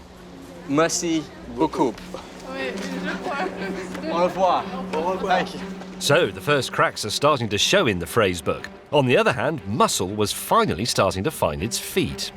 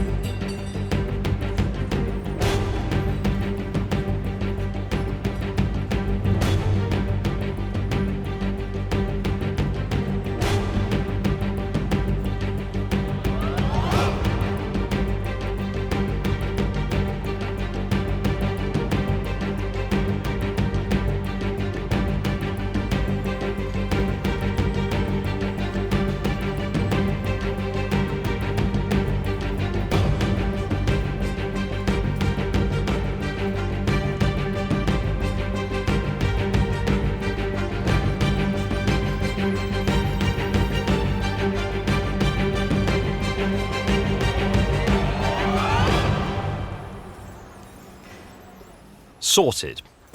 But despite proving that multicultural gesture conversations are possible and indeed the way forward for the future, Team Phrasebook is still in the lead, having reached the Magritte Museum.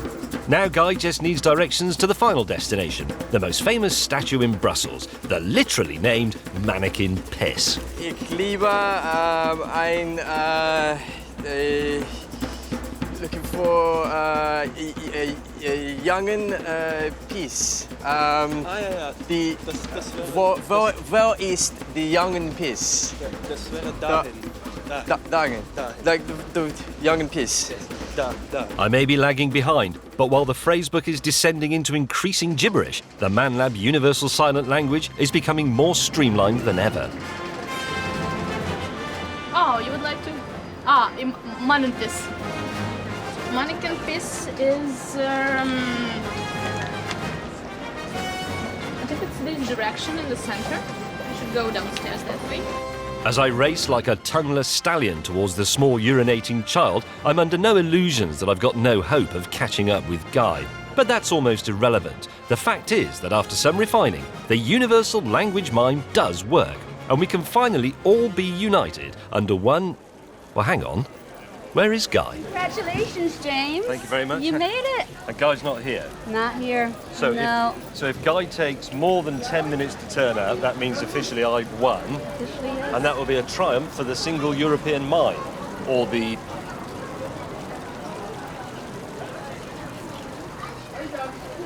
And let's be honest, this has been one afternoon's experiment. New words take maybe decades, even centuries to emerge, and we have already arrived at universally, internationally recognised symbols for a dinosaur and a small urinating statue.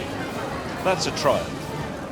9 minutes and 50 seconds later, and Guy is still looking for the boy's piss.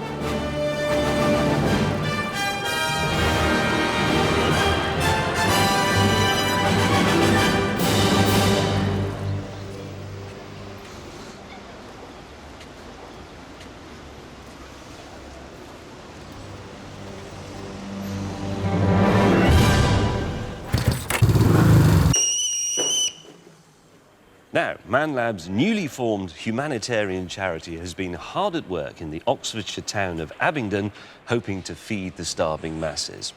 So now let's go and see how Band-Aid is getting on.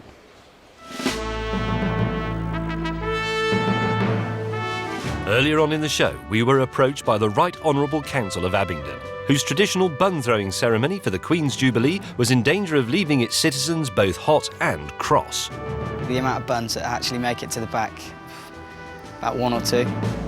Our mission was to find a way to launch buns from the roof of the town hall to reach the peasant masses in the square below. Even the lazy ne'er-do-wells at the back.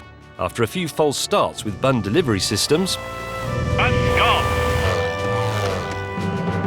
we finally had a bun-blasting armoury that was a match for the braying and starving proletariat. As morning dawns on the day of the Jubilee, though, there's just one thing we hadn't considered. It's chucking it down. And so you join me in Abingdon Town Square on a glorious June the 3rd, 2012. And as I'm sure you can see, royal fervour is all around me. The town is almost at breaking point. What a glorious day. In honour of both Her Majesty and the British weather, I've worn this uniform of red, white and grey. 60 years on the throne, long to reign over us. If this rain keeps up, it won't matter if our bun launchers can reach the back of the square or not. There may be nobody down there to fire them at. But as the first soggy Jubilee celebrators start to trickle in, morale remains patriotically high. This is a town that's hungry for buns. Just moved from Bristol to Oxfordshire, heard about the bun fight, came here today, just met the man himself, James May, fantastic. Waiting to see how fast they start projecting those buns. If I catch a bun today, I'll go mad, boast about it, loads, go absolutely mental. This is the highlight of it all, the whole weekend, the bun throwing, that is what we're here for. So last year we came here to try and catch a bun, didn't manage to do it, royal wedding, big disaster for us. This year we are going to catch a bun, it's personal, it's vengeance, and we're going to take that bun home, and it's going to be a glorious moment. If I catch a bun, hopefully I'll be the envy of everyone, because I'll just be that amazing at catching buns. This is it. Crowd or no, a delivery of 7,000 buns means the stage is set. On the rooftops, a lone pigeon scout stands watchful for the oncoming barrage of crumbs.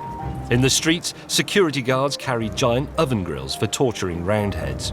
Just a few days ago, the town square looked like this. Today, on the Jubilee of Her Majesty Queen Elizabeth II, 1926 to unknown, it looks like this.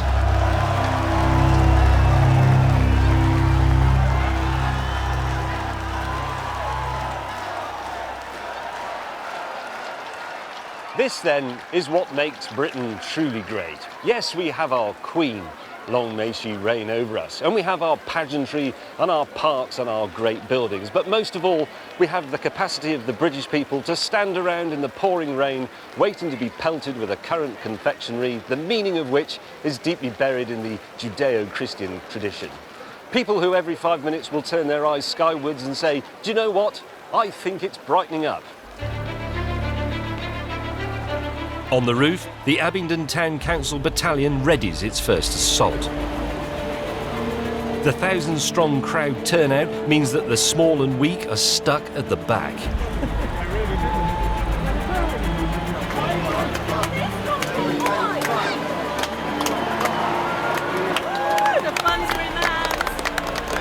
And then, without warning or battle cry, the throwing begins.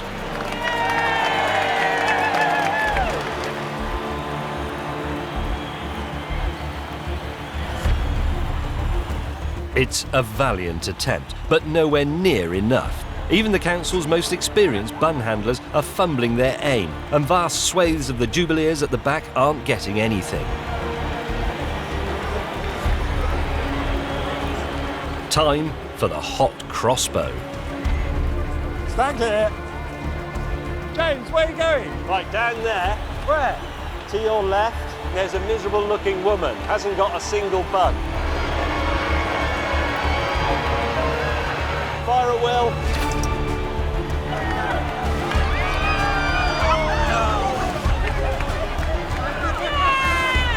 That got a cheer. Reload. The hot crossbow dropped a bun benefit right into the hands of the needy. He's desperate for a bun, that bloke. His head is like a skull, Simmy. You've got to get him. You, sir. Yes. Got him? Yeah. Wait for it, skull face. Here it comes. Fire. It's a near miss, but with a crowd this huge we can't afford to make mistakes. And as we feared, the hot crossbow is just taking too long to fire off single shots. Sod it, let's turn the mortar round and fire at that lot. Ready! Load the blunderbuss!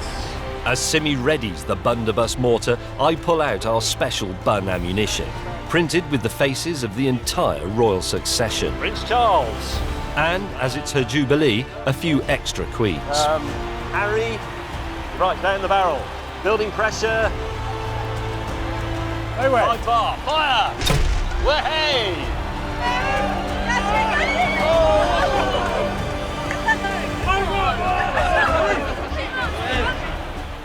Rounds in the spout. This is more like it. The blunderbuss is firing off a baker's dozen once every 15 seconds. Simmy, lower elevation. I think we might be able to get those people in the window on the opposite side of the square. Fantastic. Fire! Fire! Fire! Rory, find us some starving urchin. They'll do. Breach closed. Pressure. Loaded. Stand clear. Fire in the hold. Spot on. You got one! You got one! You got the bun. But like a hot cross hydra, for every satisfied bun gobbler we fire at, another 10 crop up in their place. The mortar is doing its best, but like a plague of royalist current-loving zombies, the siege keeps coming. Time to wheel out the big gun. We've had the blunderbuss, we've had the hot crossbow, but now would you please welcome Sim's secret weapon, the machine bun.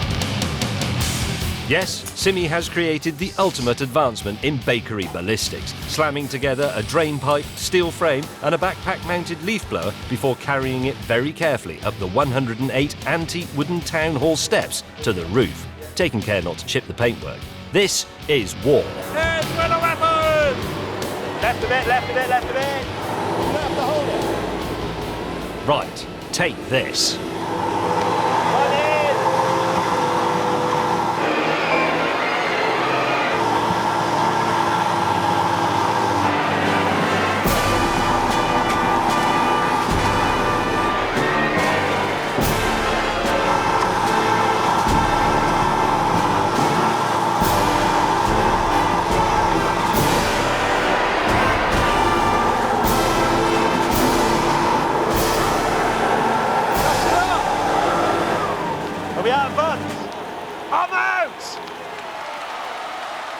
Sim is like a messiah. With just 7,000 buns, he seems to have fed 5,000 people. But had it worked? Yes, I caught, I think, 3 normal buns and 1 Prince, whatever his name, Prince Andrew I caught. Yeah, we caught quite a few buns today. Yeah. Glorious moment. Worth standing in the rain for that. A glittering, memorable day full of golden memories of glory. 60 years on the throne, 7,000 buns. And the people of Abingdon have eaten. What more could this great mason ask for?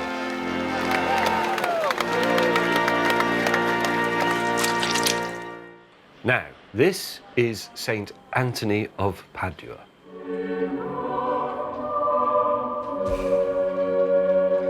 And he is the patron saint of things that have gone missing. And Catholics and other people who believe in the intercession of dead monks have a little poem that they say to him if they can't find the car keys, for example. It goes, "Tony, Tony, turn around, something's lost and can't be found." But what if something's really missing? This is Sandbanks, a small peninsula of paradise on the south coast of Poole Harbour. It's one of England's cleanest beaches and boasts the 4th highest land value in the world, with houses going in excess of £10 million. But amongst all the sunbathers, bad shorts and bloody expensive property, there is a sad figure, wandering along the beach, lost in memories that even a mint chopped chip feast cannot erase. I was sitting somewhere around here, making a dimensionally accurate sand model of the Kremlin, when I heard his baleful cry go up. That man is in fact my dad, James May Sr., and I remember the moment as if it were 1973, which it was. The Mays took a May bank holiday to Sandbanks most years, but on this one, my dad lost his wedding ring. I mean, I was only 10, yes. I remember the incident very well, but I can't quite work out what you did. You said you shook your hand. Yes, that's as I recall it. And you We've been felt it. Scrummaging around, doing something or other, probably making a castle with a moat round it or something like that. And I had sand stuck on my hands, and I went like that. Don't do it again. Well, that's not going to come off in a hurry. And felt it go. Right. Didn't see it. Didn't see where it went, but felt it go. I mean, I was a bit too young to appreciate the significance of losing your wedding ring. But how did Mum take it? She ran back to the bungalow, which was maybe half a mile away, and came back with the deep fat fryer basket, like a deep sieve with a handle. And we could sieve tons of sand through that bit, yes. And the fryer basket. She came back with this, and we still didn't find it. It is exactly like when you're in the garage and you drop a screw. You've got to find it straight away. But Otherwise, But it is there. It will be there somewhere. And that must have been there somewhere, but not where you were looking. That's the absolutely true. That's got to be the only truth. We looked where it wasn't. As a mere boy, I could only watch helplessly as my parents tried to pass most of Dorset through a chip pan. Now, as a man, I return better equipped. If we're to stand any chance whatsoever of restoring that ring to its rightful finger, we're going to have to employ ruthless logic, technology, manpower, some fatuously appropriate music, and even a little bit of what Professor Brian Cox would call New Age woo-woo. But let's start with this man. This is Vincent May. He's no relation. He is a geomorphologist. That's right. Geomorphologists study how land masses change over time, and Vincent specialises in this coastal area. So if this is a fool's errand, he's the man to say so. Now. Let's say, for argument's sake, I mean, Dad and I aren't clear on this, but let's say he was down here, quite near the water. Let's say the ring fell there 40 years ago. How far could it have moved? It might have moved, if it was on the surface, something like 450 feet in a year. Along the surface, yes. But it was 40 years ago. Yeah. So that's miles. Yes. But it could equally have just got buried. And that's what's happening here at the moment. If you watch the pebbles down here, you can see that as the wave is washing in, you can see sand in suspension. Yeah. And if we watch this wave here, it's pushing material up the beach. If the ring was sitting down there, it could get dragged down, but it could equally very quickly get buried. In some ways, I'm encouraged by that because it could be pretty much where it fell, wherever that is, we don't know. But it could be there, but it could be what, 20 feet down, 10 feet down? No, 10 feet, or less than that, probably 4 or 5 feet. So as long as we can detect it and dig, we could... Yes. So, to recap, the ring is either just a few feet below the sand, right here, or it's in Swanage. But one thing gives me hope. In the 70s, this section of beach was protected by groins, long stone structures built to stop the sand setting off on a holiday of its own. But even if the ring is still here, it's going to take a mammoth crew to find it. Morning. Morning, divers. So I've gathered every metal detectorist, archaeologist, scuba diver and treasure hunter in the area. Come in, man with a spade. Right, it's a very simple exercise. We're looking for a gold ring lost in 1973. I have here a picture of the beach as it was in 1973 when we were here, and it's substantially different. And I know that we came down the path and settled roughly here, which means on the modern picture, we're looking at an area basically between the new groins, if you see what I mean. The ring is just a standard gold band, but should be positively identifiable. It will have the same assay marks, stamps used to show gold purity, maker and so on, as my mum's ring, which I've been able to check because Mum didn't lose hers. Anything else? Happy? Yeah. Dig for gold. The science of finding the misplaced has been appropriately dubbed findology. In his book, How to Find Lost Objects, professional findologist Professor Solomon writes, there are no missing objects, only unsystematic searches. Our search today will be the most thorough, organised hunt that St. Anthony and all his dead monk friends will ever have seen. We split the beach up using a grid system and assign different teams to each grid square. This way, we can methodically cross off each section of beach as we go and leave no stone unturned, no sand unsifted. Off you go. Cool, okay. Our detector army will take to the beach. Scuba divers will scour the ocean bed. Thanks to a camera on a toy helicopter, even the skies will aid us in our search. We have solid methods and men in rock-hard sunglasses. Ring and finger are as good as reunited. This gives us a helicopter eye view of the whole ring recovery exercise, so we can see if anything's been missed. This bit of the beach doesn't seem very big, but when you start looking at it close up, you realise actually it's a huge area. It's like a massive garden. Tutankhamun's tomb, the Dead Sea Scrolls, the Rosetta Stone, all of them will seem like things found in a kitchen drawer compared with the rediscovery of May Senior's 9-carat ring. We will stop at nothing to find it, not even at using Rory. Pants on. Never wear pants. No, pants on. No, pants off, I think she's saying. No, pants on. Well, they'll just get wet. Well, swimming trunks, Rory.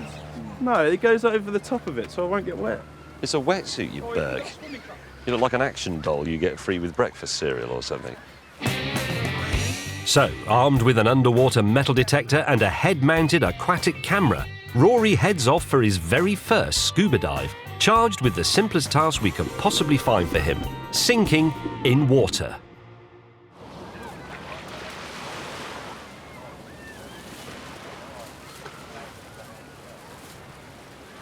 Rory!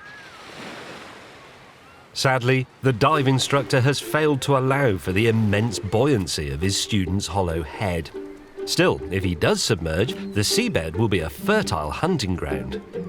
Back on dry land and about an hour into our search, we've worked our way through about 10% of our grid area, and our detectorists have our first promising signal. Have you found something? I've got a good signal. I've looked around it. It shouldn't be a cable, so hopefully it's something.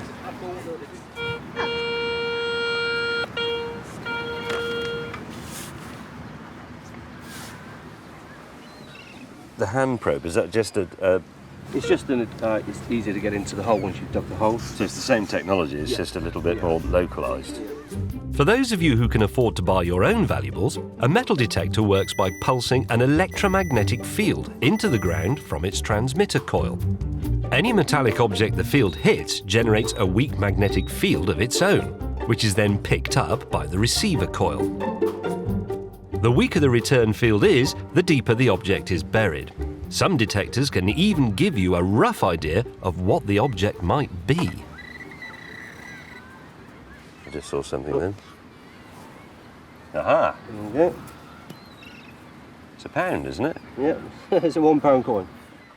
2008.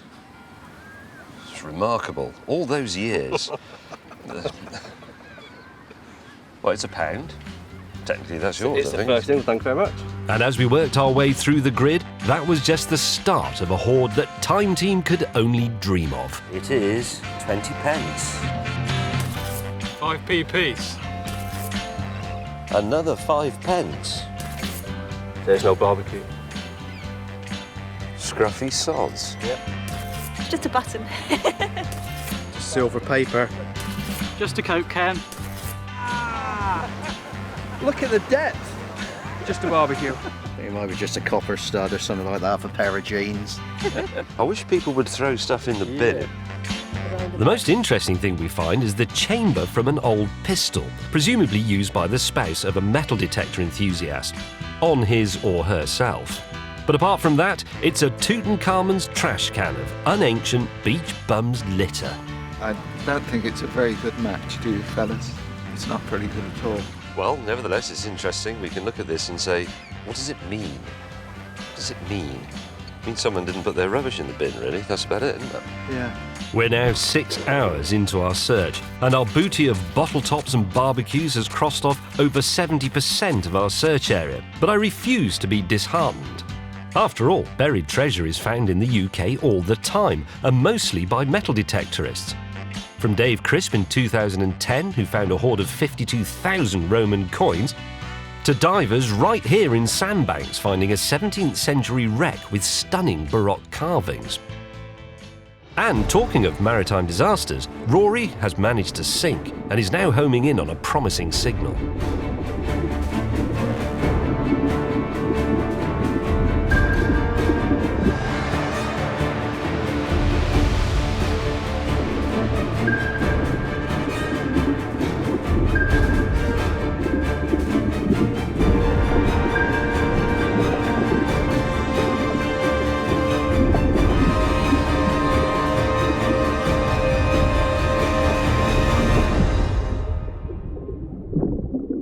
It's another bum's beer can. But as Rory rises like Aphrodite, I notice something more worrying. Rory!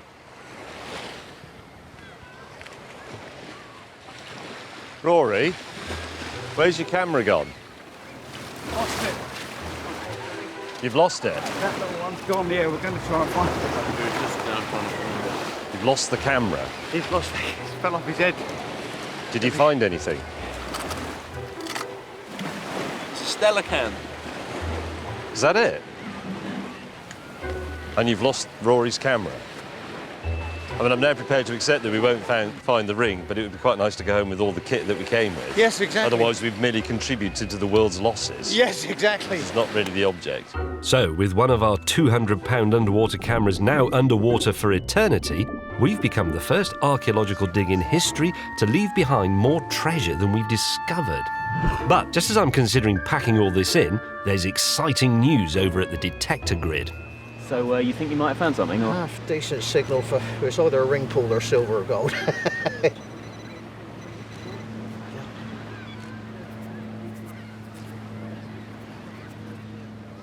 It's a ring of some description. Hang on, did he say a ring? What have you found? A small piece of jewellery, so it's maybe a little ring, something of that.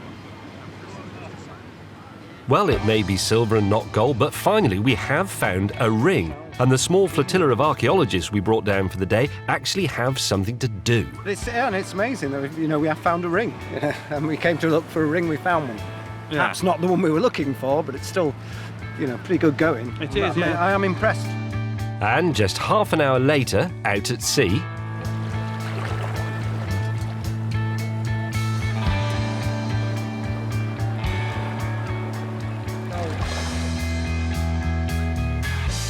It's not the missing ring, but it's a ring.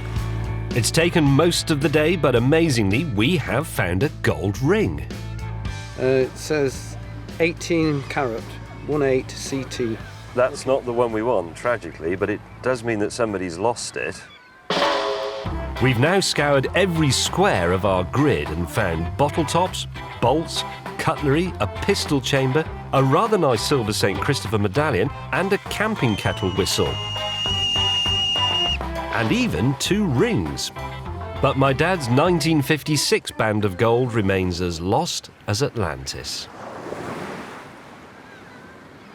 One part of me thinks, well, the ring is here somewhere, why wouldn't it be? And one of the rules of findology is that it's not lost, you're lost. You're looking in the wrong place. But then I also think, in the 40 years since that happened, I fell off my bike a few times, discovered girls, went to sixth form college, went to university, had several false start careers, bought several houses, met several people, travelled around the world. All those things have been going on, and in all that time, the wind has blown and the sea has washed over the sand, and it could be anywhere. How could you possibly find it? Look how big it is. Coming up, we crank up the search, turning to the mechanical and the mystical. You can actually ask that question. You can. Will we recover the lost ring from the sands of time? Wait a minute.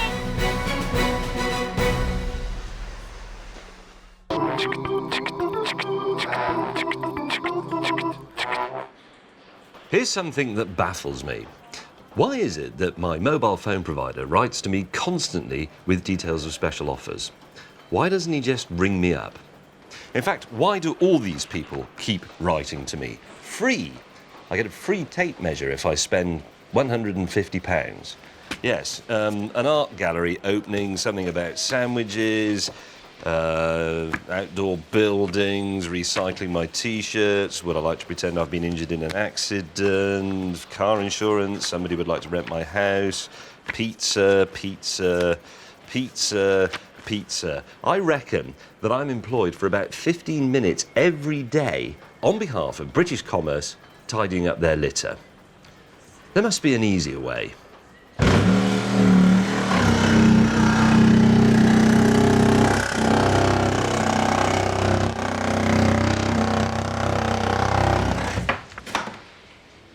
Choice, bro.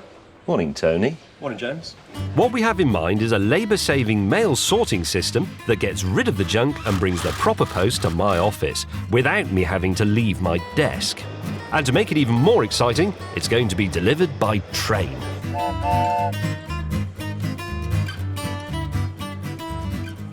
This is where we rely on the ManLab Integrated Transport Solution System, or model railway if you must. Down there by the letterbox, Simi reckons he can devise a system for sorting the mail.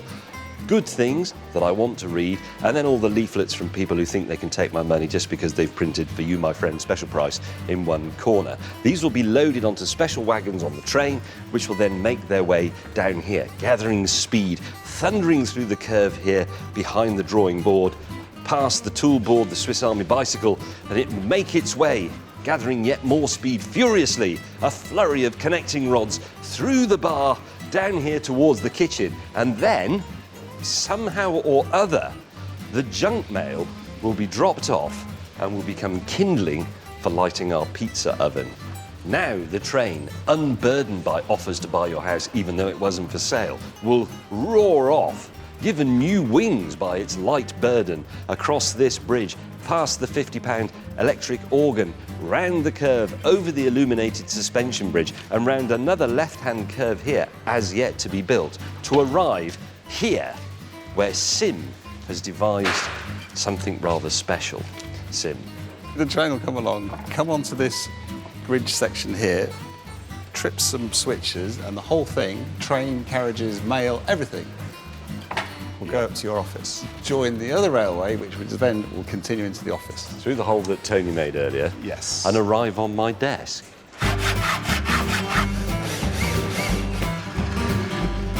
In theory, this all seems simple enough, but in practice, it poses a few tricky technical problems, not least working out how to sort the post automatically. Letterbox will be around here somewhere. Letters will come in and stack. I then have this little parallel motion arm, which will have a sucker on the end of it, which will come down, suck up the mail. If it's good mail, it'll drop it there. If it's bad mail, junk mail, it'll pick it up, take it across to this side, drop it here, and it will end up in there. What we do with it then, I have got no idea. Sim's automatic mail sorting suction arm will require a lot of electronics and wiring. While I get down to some serious soldering, Simon wrestles with another thorny issue: how to use the train's forward motion to activate the lift. The train operates the switch to lift it. As soon as the train hits the trip switch, a small electric motor starts winding the lift heavenwards. When it reaches the top, another switch brings it neatly to a halt. The trick is then to deliver power to the track so that the train can continue on its journey. Lovely. This project is stretching Sim to the limit. Eventually he snaps and has the shortest tantrum in the history of television. The fact that it's a fucking impossible thing to do in the time. But many hours later, he's ready to test the automatic mail sorting arm. And what I've got here is a remote control system connected down to that thing over there. This panel of switches drive tiny motors called servos, which control the motion of the arm. Another circuit controls an air pump, which delivers the suction needed to pick a letter up. Look at that. The entire sorting process is monitored with a webcam. Picked up the letter. Oh, it's dropped it, that's good. Into the train, we're ready to go. The final hurdle is to work out how to get rid of the junk mail. Sim's come up with a sort of swinging hopper wagon, but getting it to empty into the shredder is pushing him towards another O-gauge hissy fit. The problem is to get the junk mail off here to go into here. That is not flipping easy. Prodding it with a stick may look futile, but in fact it's the inspiration for a very elegant solution. When the train hits this buffer, a holding pin is released and a weighted arm does the rest. Ingenious. We've committed hundreds of hours to this project, but so we should. It's an important labour-saving device. Finally, we're ready to tackle whatever the postie brings. So here's how it works. It is a little bit complicated, so bear with me. On my desktop computer, I have a remote view of the post that's just arrived. And I also have some controls here that operate the sorting system. So I have a look at the first thing on the pile there. It's a piece of junk mail. So I bring the operating arm over. It will swing into view on my camera. There it is. Fantastic. I turn on the vacuum. And then I lower the arm, select the piece of junk mail, and then select junk, take it to one side, and it should have deposited it. Let's have a look. Bring the arm back. Yes, the arm is empty, and I notice that the next thing in the pile is also junk mail. So, vacuum on.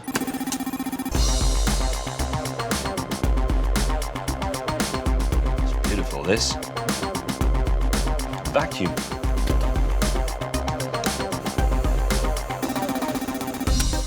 This is absolutely fantastic. Now look at this next one. James May's Man Lab London.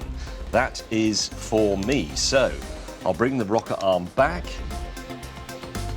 vacuum on, pick up the mail, but this time I don't want to deposit it to junk, so I simply kill the vacuum and it drops straight down into the good mail carriage. Now we are ready for our mail train to start its long and arduous journey up to my office. And really what we've done here is we've completely automated mail handling and delivery, and we're invoking really the golden age of the post office, when everything was done in a hurry, on the move, with things like the travelling post office, a railway carriage in which there was a sorting office, so the letters were being sorted whilst they were on their way. In fact, it was the subject of a great public information film, The Night Mail, words by W.H. Auden, music by Benjamin Britten. This is the night mail crossing the border, bringing the check and the postal order, letters for the rich, letters for the poor, the shop at the corner of the girl next door, pulling up beat a steady climb, the gradient's against her but she's on time.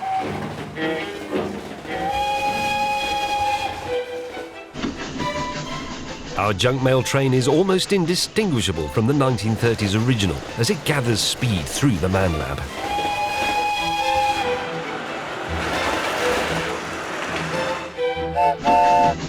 bursts from the tunnel towards Sim's as yet unpatented Shredder-matic. It works! Pizza leaflets instantly transformed into pizza oven kindling.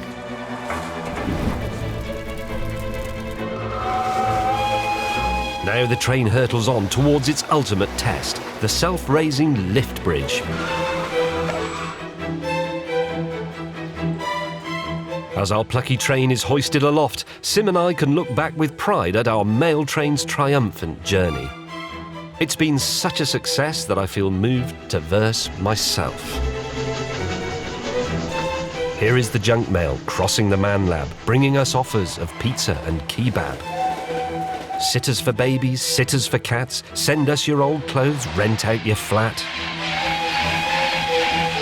Work from your bedroom and earn instant cash, or send us a claim for bogus whiplash. What will she bring me? I bet it's amazing. Not cable or broadband or cheap double glazing. See how she comes home, steady as we go. It's from the Guild of English Poets. They regret it's a no. Still, never mind. How brilliant is that? A remote system for sorting and delivering your good mail directly to your desk. And I haven't even had to get out of my chair. What could be simpler?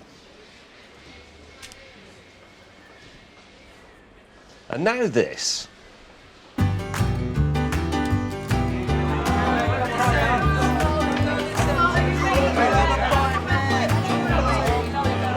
Hello, you join me in a very, very busy pub where we are investigating a centuries-old problem. I can easily carry 2 pint glasses full of beer, and at a pinch, I can manage 3 like that. But only the exceptionally talented can carry more than that. Which means, if you're out on a big night with a load of your mates, and it's your turn to get the massive round in, you have to resort to the tray.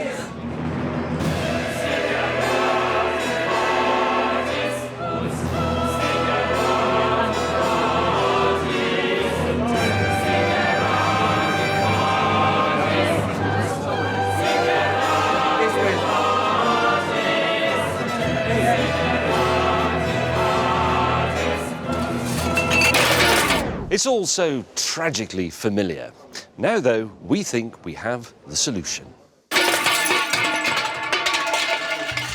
Simmy has a very ingenious invention, very simple as well. It relies on atmospheric pressure, which is, of course, all around us. And we're not really aware of it until you take it away, and then you discover that it's about 14.5 pounds per square inch. That's like having about 6 bags of sugar on an area like the end of your thumb. Thanks to atmospheric pressure, we can create a vacuum by simply putting a rubber disc over the pint glass and pressing down. We also have a family-sized pack of vacuum gauges. We've had the dials of these specially made for us, but they are marked safe, careful, and right down at the bottom, oops. They measure effectively the absence of air pressure, so if I suck on it, look. Tasty? No. Time for a demonstration. Here is a standard pint glass. We'll fill it, just with water in this case. What we're going to do is effectively create a partial vacuum inside the glass. And it was Aristotle who originally observed all this stuff. It was he who said, nature abhors a vacuum, and indeed it does. But we can turn it to our advantage, especially, and Aristotle wouldn't have understood this, if you have to get a really big round in. There's your pint. Our gauge is reading careful, but that's okay. Let's try this. I'd say that's a success. Even with Simmy literally trying to pull the pint glass off, it won't budge. That's a huge force. That's virtually all my strength. So let's return to the pub and put this to the ultimate test. A truly massive round and a very ham-fisted boy. We've improved our prototype by creating a Perspex coat hanger style frame for our beer caddy. This can be written on to say which drink is for whom in your round, or to get your order understood in even the noisiest bar. Once you've got your pints, simply put the pressure pads onto the top and push down to create the vacuum. hook the tops of the pads onto the carrying frame, and away you go. Even the most elbowy pub in Britain holds no fears for the carrier of the beer caddy. Here we go, guys. Ah, very good. Tremendous.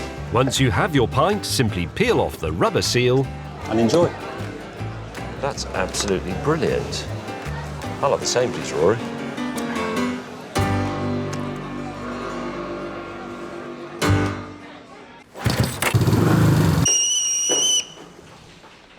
This bulging folder is absolutely rammed with ideas that have been proposed for ManLab, but that have never made it onto the screen.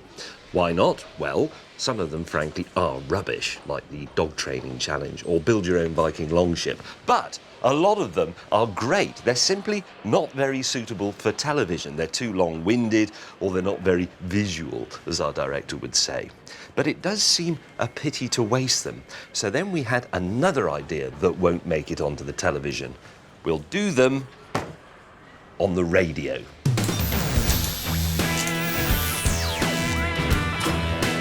Why are we really doing this? It's because, despite the proliferation of newspapers and magazines and radio stations and TV channels, there are still people who don't have a voice. And with Radio ManLab 107.0 FM, we are giving them a forum, a place where they can speak freely about art and science and natural history and love and personal problems and metalwork, free of any sort of populist or commercial considerations.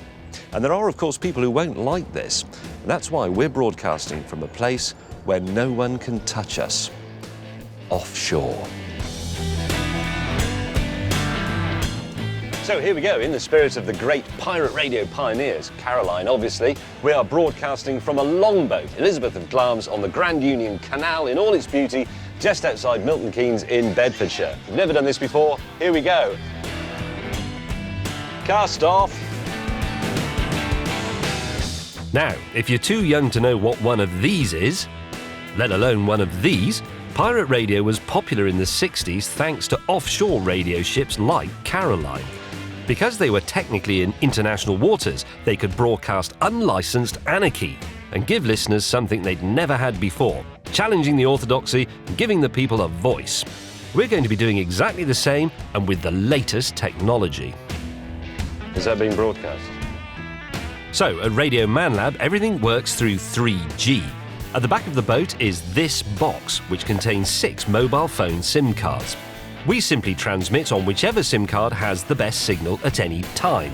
That signal then whizzes back to a secret local rooftop, where it's converted to FM and blasted out of these antennas to enthrall the whole of Milton Keynes.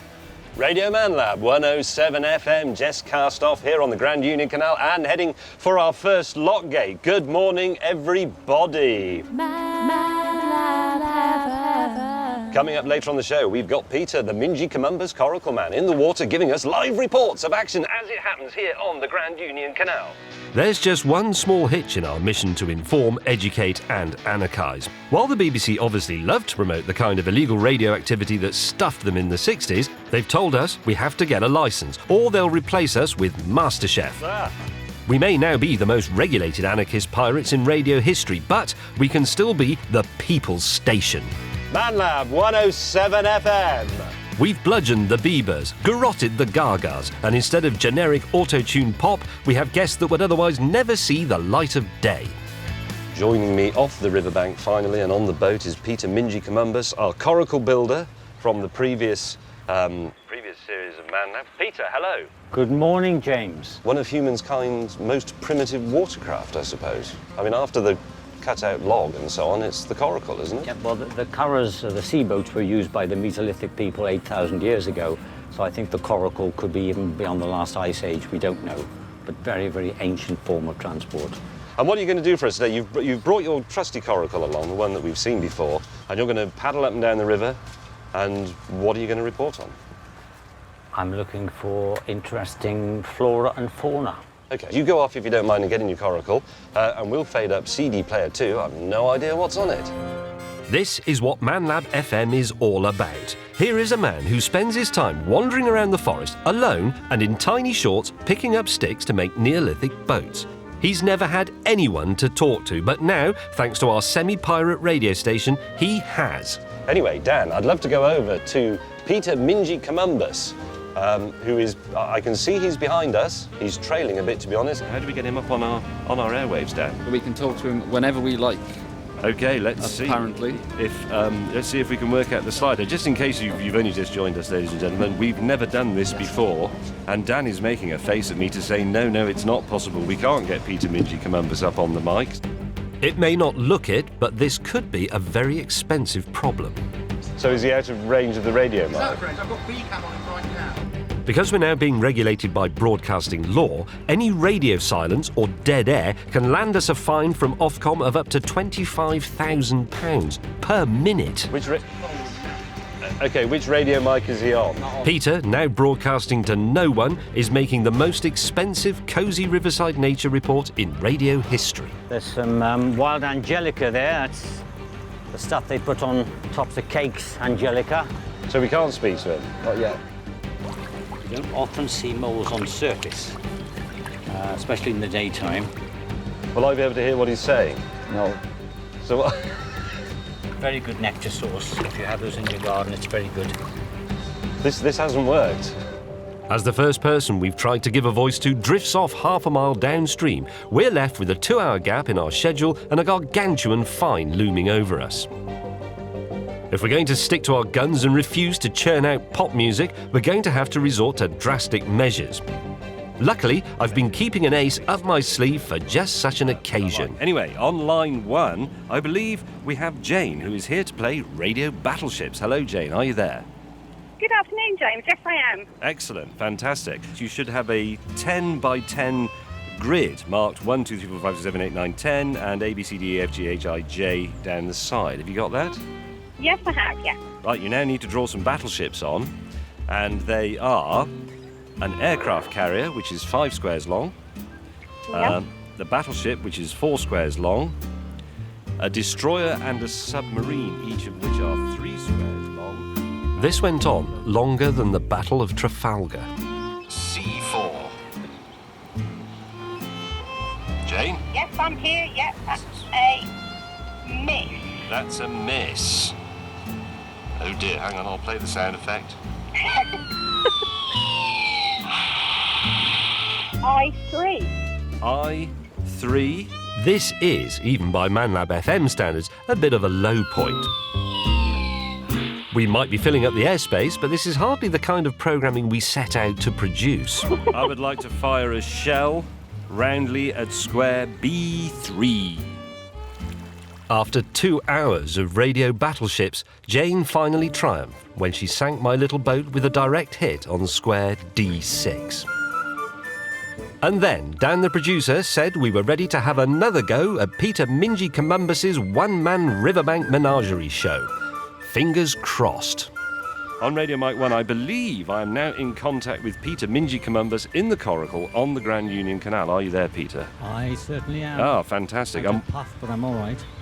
Yes, I'm sure you are. Look what we've got here. What? A little baby moorhen, look. Oh, God, I can see that, yes, just off the starboard bow. Quack, quack. I had an amazing experience in a forest once when I was out running. There was a baby deer, just a tiny one, came running up to me and was nuzzling my knees because I think Mum might have been shot or something the night before. Peter's unconventional and slightly disturbing nature report fills the gap before our afternoon guests. After some initial hiccups, ManLab FM is back on track, and if we can keep this going until 4, when our licence expires, we might just do this. And as the rest of our guests arrive, finally, the People's Station starts to come together. Hello listeners, I hope there are some of you. I'm joined on the longboat now by the man very much responsible for restoring the aqueduct over which we are about to cross. Yeah, good morning, James. Yeah, it's a fantastic aqueduct, a wonderful historic structure, 200 years old. And here is a man who is shunned by a society that refuses to accept that Romanesque waterways are totes amazeballs. Now he can share his passion with the world. There were two engineering challenges. The first was the Blisworth Hill, which they solved by putting a 300-yard tunnel through, and the other was getting over the River Ouse. Restricted view seats, Radio Man Lab's art, culture and literature slot. To sell 25,000 copies of a book essentially just about soldering is a remarkable achievement. Thank you. Well, a good flux, especially in pre-flux solder, should immediately dissipate. Would Radio 1 liberate the creativity of its listeners by gathering together their forgotten teenage love poetry and having it read by the poet laureate of Milton Keynes? I think not. I know you looked at me in the gym, and I know you'll never love me because of him. If you only knew the things I could do when I'm alone, I think of you. It often makes me feel real blue. And across Milton Keynes, people are actually tuning in. What are you going to play? I'm going to play Thomas Campion. Thomas Campion, 1576, very lovely. That my despairs have governed me too long. And Milton Keynes is starting to talk back. Are you listening to our radio station in your taxi at the moment? I am indeed, yes. What do you think of it so far? Oh, it's brilliant. Dear James, at the moment I am not in a relationship. However, I am very close to my cat, Molly. Do you advise me to try and find a man or to buy another cat? Even if our offshore studio is creating its own problems. Producer Dan, we have a phone call. No, we've lost them. We've lost, I think we went under a bridge. Is there any way we can stop the boat reversing whilst we try and learn to play the lute? Can we please move the radio station away from the bloody railway line? What the hell was that? Even ear-shredding locomotives cannot daunt us in our quest to bring important matters to local radio, such as local history. Life was generally pretty grim for most people. I think that's what we tend to forget. The world of the psychic. I'm sure I've got a man standing at the bottom of the stairs in my house, but only I've ever seen him. Although our celebrity booking could do with some work. I'm not absolutely sure, having looked over your shoulder at your notes, that I'm the Julia Roberts you think you're going to interview.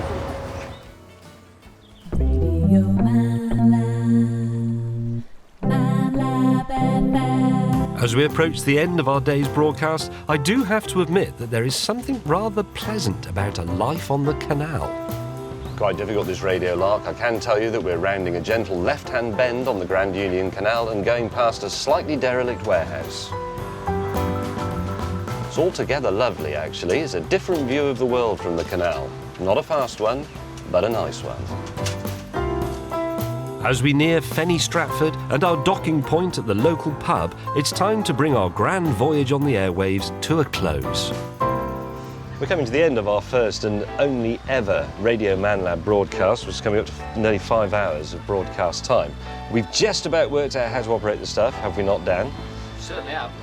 Now we're going to find out, as we arrive at the pub down there, how well or badly we've done, because everybody down there has been listening to Radio Man Lab 107.0 FM, broadcasting to you from the Grand Union Canal, just outside Milton Keynes. In these days of 1,000 TV channels, blogging, web streaming and face twits, the humble radio might seem as dead as the Buggles would have had you believe. But maybe by bringing a taste of the Renaissance to pirate radio, we can bring pirate radio to a renaissance. Today, we successfully brought voices to coracle builders, aqueduct historians, soldering experts, floppy-hatted musicians, psychics, poets and Hollywood doppelgangers. What more could anyone want? Was it any good? Yeah, it was all right, mate. Yeah, but could do with a bit more about the fishing, about the canals and the history of the canal and the fishing. I'd listen to it if it was on, but obviously I have different topics to listen to. But the station as a whole is quite good, yeah. It sounded quite talk-based, but the sort of thing I probably would listen to. It's quite interesting. I think I would like to sit there and listen to that all day. Yeah. That was absolutely rubbish. Well, you can't please everyone. But that's rather the point. What we've delivered today has been divisive, underground and utterly niche. You can't get more pirate radio than that. Well, there you go. The medium of radio is insatiable. So if you know a great deal about fishing, the frequency 107.0 is free in the Milton Keynes area. Fill your boots.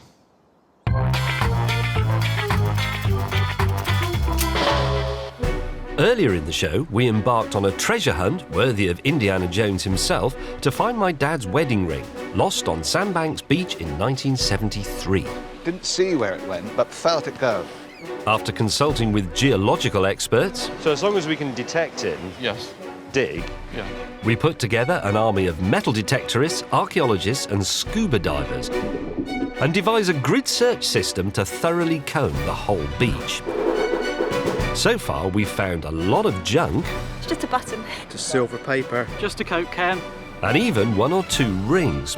But our grid system is all but exhausted and our situation is looking desperate. look how big it is. But then we come across a man who suggests a drastic change of tack. The difference really between dowsing and using the metal detector is obviously a metal detector can only look for the metal under the ground.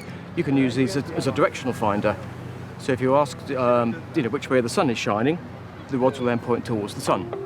Adrian Incledon-Webber is a professional dowser who claims to be able to tell us precisely where Dad's ring has got to. There is no scientific explanation for why dowsing should work.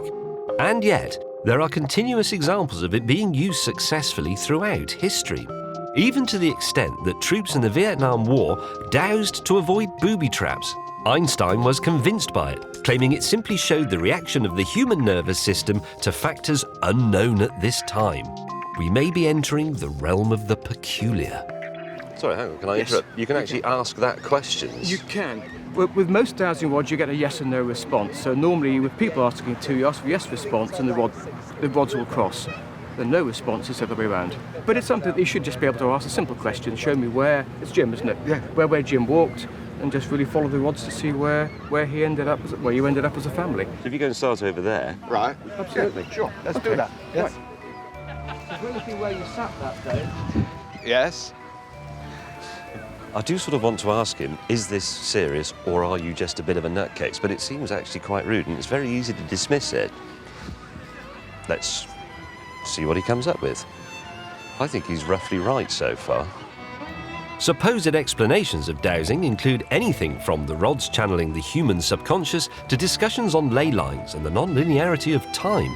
But regardless, and rather freakily, Adrian does immediately head to the spot where I think Dad was. Possibly, yes. I'm a long way from convinced, but at this point I'm willing to give anything a try. The ring disappeared off about here. Well, in that case, we should mark out another square here. Yeah. So, with a slight adjustment to our grid system, we're ready to commence Operation Dows. As Vincent, our geomorphologist, said, the sands will have built up over time. But as we're now concentrating on a smaller area, we can pool our resources and dig deeper. So we've cordoned off a new area here. We're going to concentrate on this. The geomorphic evidence is that it would be down at least 2 or 3 feet. So we need to dig away, scan, dig, scan until we go down maybe 3 or 4 feet. And then we stand a chance of detecting it. So all our searchers are being mustered. They're going to invade this square and we're going to go for it. And so we reach the moment traditional for all blokes' days out at the beach, digging a bloody great big hole in the sand. Like a slightly train-spottery chain gang, our detectorists toil in the cruel sandbank's sun. But even with all our volunteers, and 1 or 2 extra ones, we still can't search deep enough or fast enough. But I think I've found a solution.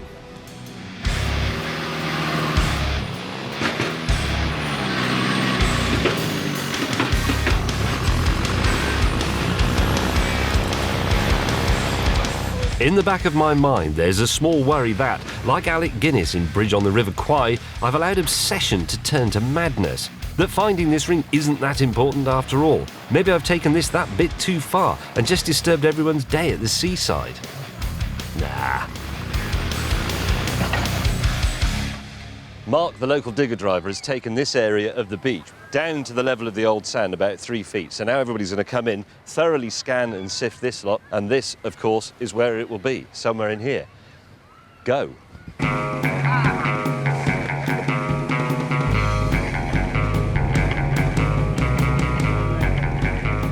This is our literal last-ditch attempt in our glorious crusade in the name of St. Anthony. Men, women and children standing up as one and saying, "No, you shall not take our car keys. You shall not leave me without a pen, even though I swear I put it down right there just a moment ago. We will search, we will hunt, we will scour." Anything? and we will find nothing. I'm slightly amazed. I thought the detectives would all go completely mad down at this lower Well, they level. normally would. But before you can say what a waste of time that was, Adrian has a brand new theory. Dad did drop the ring here, it's just not here now. No. The great thing about dowsing is it's nice to be able to sit at home and actually do some remote dowsing. And when the phone call came through, or when the email came through from Rory, I copied a map off the computer, and when I dowsed, it is on the beach. No, it's not. Where is it? And actually, looking at the X and Y axis, actually found it about maybe some 2,000 yards into the sea. Then I dowsed the next morning, and actually found it about 3.5, 4 miles inland. So I think what happens, it is, but what happened, we could probably pinpoint it on a map or a street, is that my initial impression was somebody actually found it probably about 3 weeks later. A metal detector came down, found it, but one of his first ever finds. And rather than wearing it around his finger, I think he's got it on a little chain around his neck. When it was in the sea that day, I think he's got a boat. A little fisherman goes out and he's actually still got it with him.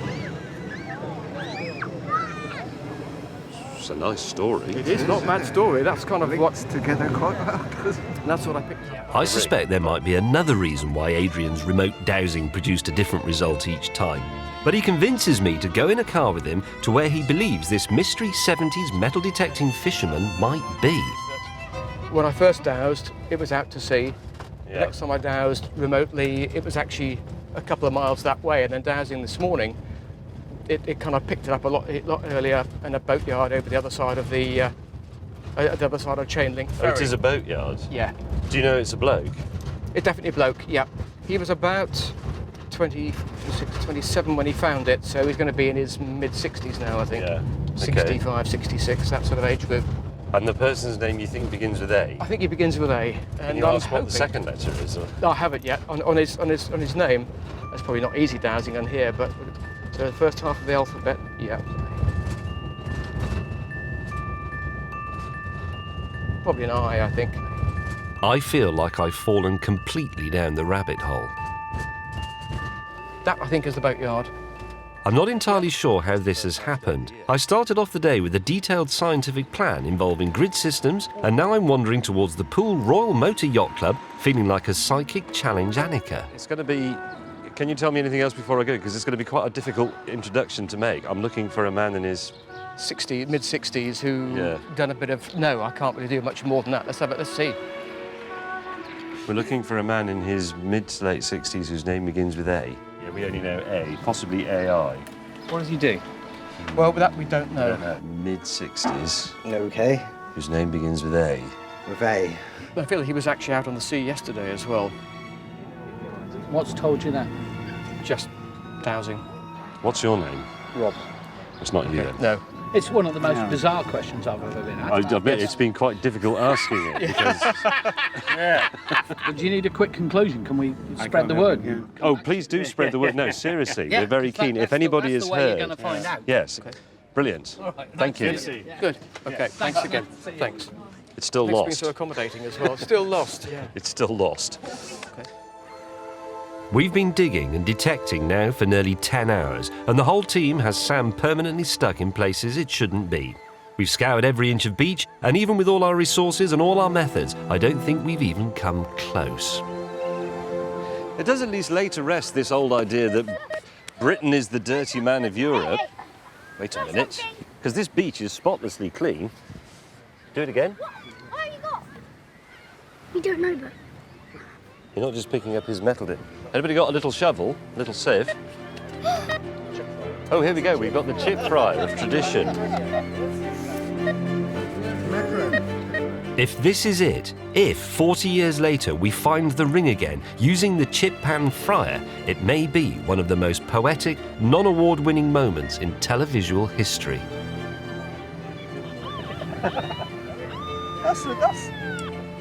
Is that a good one? That's a good one.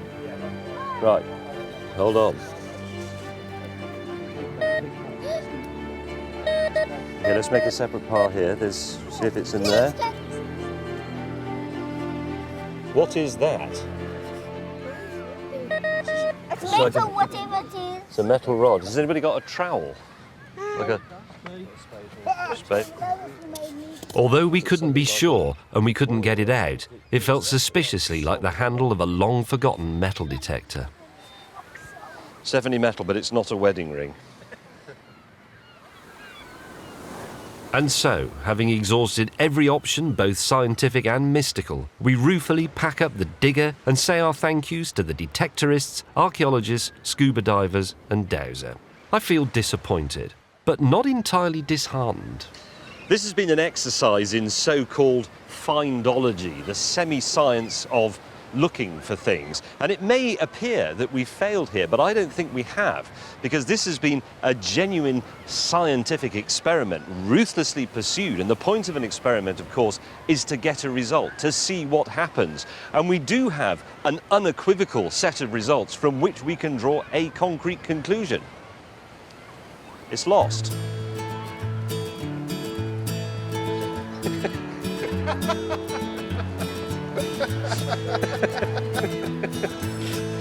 Should we go and get some cockles then? Yes, come on then, let's go. Can I have a 99, Dad? 99? Yeah. What have you done to deserve a 99? I've I'd like got to know. sandcastle. The English language is rich with expressions for describing men's incompetence. Couldn't run a bath, couldn't work his way out of a paper bag, wouldn't say boo to a goose, and the famous one about organisational ineptitude despite being already inside a brewery. But here's the one that baffles us. He couldn't run a whelk stall, the insult favoured in the ruthless bear pit of British politics, where it's used to deliver whole governments into the gutter of derision. This man, Sir Winston Churchill, said it of the entire cabinet under Clement Attlee. They apparently could not run a whelk stall. This man, John Prescott, was condemned by his own Prime Minister as being incapable of running a whelk stall. And the Daily Telegraph said of this man, the Prime Minister Gordon Brown, that he couldn't run a whelk stall in Whelkland at the height of the whelking season.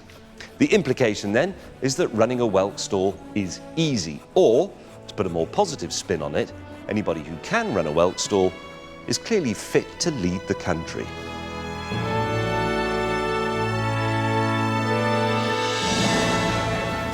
This insult, he couldn't run a whelk stall, is it valid in this day and age? Does anybody know what's involved running a whelk stall? It seems like the basis for a useful Man Lab experiment.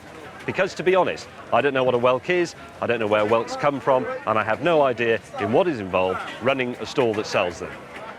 Fortunately though, neither does Rory. Whitstable, on the southeast coast, traditional port and host to whelk fishing for over 2,000 years. It's also now host to Rory Barker, entrepreneur. Rory is globally accepted as the litmus test for the simplicity of tasks, so we've sent him here with a £100 startup loan. His mission? To prove himself perfectly capable where so many of our great leaders would supposedly fail, by running the finest whelk stall in the land and turning a profit. First stop, some tips from a professional. So that's what we're fishing for? That's what we're fishing for. Oh, they're horrific, Roger. You're catching them, right, cooking them, picking them, oh, Roger, and selling them. Well, I'm starting to worry about this now. It might actually be quite hard to run a whelk stall. This is a whelk. Have you ever seen Alien? So it's time to suit up. Roger, taking pity on Rory, has agreed to rent him whelking waders, pots and bait. That looks like banana. For the budget-busting sum of £5. Cheers, Roger. All tied up, you ready? I'm off to get some whelks. Yep. All right. So, with dwindling capital in his pockets and pots of dead dogfish and concrete over his shoulder, Rory Barker, a symbol of our nation's optimism, heads down to the water's edge.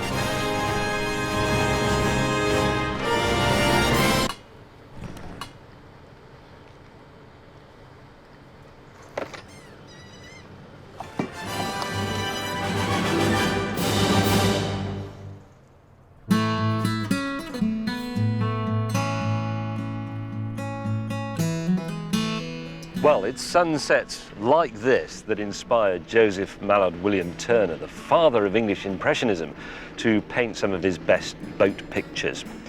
Today, though, we have Rory Barker bent double like an old beggar under a sack of whelks. And I'm reminded actually of that very famous scene from Henry V by William Shakespeare when Llewellyn is saying of Bardolph, his face is all bubicles and whelks and knobs and flames of fire. He might well have been looking at Rory when he wrote that. Rory has a few precious hours of low tide to place the whelk pots. Once they're down, he has to wait overnight for the sea to wash over them and then come back to see if he's caught anything. And so, with the realities of running a whelk stall sinking into his boots like the incoming tide, we leave Rory adjusting his tackle and return to our luxury hotel, from where his distant wails come to us as a lullaby. I don't know who eats whelks. I've never seen whelks on a menu, I don't think. Early next morning, it's time to collect the pots. I've never seen a whelk stall anywhere that I go. Do you think I'm going to earn a lot of money? No. It's speculate to accumulate, James. Yeah, have you been reading The Pursuit of Excellence, Rory? I can't remember. Let's review your business plan and strategy so far on the Whelk Apprentice. What have you spent? So I was given £100. Yep. I think I've spent about half of it. I had to spend £26 on the youth hostel last night, right, which was horrific. I had to spend £13 on a bus journey down here. Right. I had to spend a £5 on these waders, and then I spent about £5.50 on a Beano and some sweets on the bus journey, so I was really bored. £5.50 on sweets? Well, the Beano was £1.50. Was it? And the sweets were the £4.50. No, £4. £1.50 for the Beano? Yeah. I thought it was about 8 pence. It's a good magazine, that. Is it? Yeah. Do you think Italian tourists in Camden, they're going to buy the whelks off me? Yeah, I think you'll be able to whack the price up, and you can't call them whelks, you have to call them something like shade-grown, free-range, line-caught dayboat whelks. All right. And then that puts the price up immediately. People go, oh God, yeah, we had some whelks from Camden, they were marvellous, even though they're probably terrible. I can tell people they're organic. Well, they are. Are they? Well, yeah, they're free range, aren't they? What does organic mean? I don't know. It costs more in Tesco. It costs more, yeah. It's known as pay the difference. This is massively exciting. So under us now is the key to my fortune. Whoa! I wouldn't think of it as your fortune, but I don't see why you shouldn't be able to turn a profit. You've kept your costs down. You've done it. You haven't sort of got a flashy van or a boat. Right? You've come on the bus, but you wasted money on the Beano and sweets, which is a bit stupid. But I was hungry aboard. Yeah, all right. But you've stayed in the youth hostel. You've come on the bus. You've done it the austerity way. Yeah. You've maximised profit. Alan Sugar and that other bloke with a pillow stuffed up his shirt. What was his name? John Harvey Jones. They always gone about business, and it's very interesting, and it's intellectual, and it's complicated. You buy something, you spend as little as possible producing it, you sell it for as much as you can. The difference is the profit. What was that second name you said? Was it Sir John Harvey Jones? I thought he did the voice of Darth Vader. And so, himself like something risen from the deep, Rory hauls in his first catch. Courage, he said, and pointed toward the land. That's Tennyson. Who? Tennyson. 6 crabs. Oh, there's all crabs You've in got there. whelks. Now look at this. You've got hundreds of whelks. Look at that. You have got millions of whelks. Get a whelk. Look at that. Look at the size of that. I think that might be in my luxury range. Oh, I think so, yeah. £5 for that puppy. Just to be clear, I'm not supposed to help Rory in this. There's live crabs in there. Yeah, but they're not. It's not like tarantulas. They're not or nice sharks. though, are they? Well, what would you do if you had 10,000 crabs coming in your front door? But there are about 6 in there. And Yeah, but they're small. moving. Rawr. Ah! Did you see it there? It got ready. I'm not joking. Don't be daft. It got its clippers open. Yeah, but they're tiny. It's like somebody coming at you with a pair of tweezers. You'll have your eyebrows out. Okay, It's got a crab on it.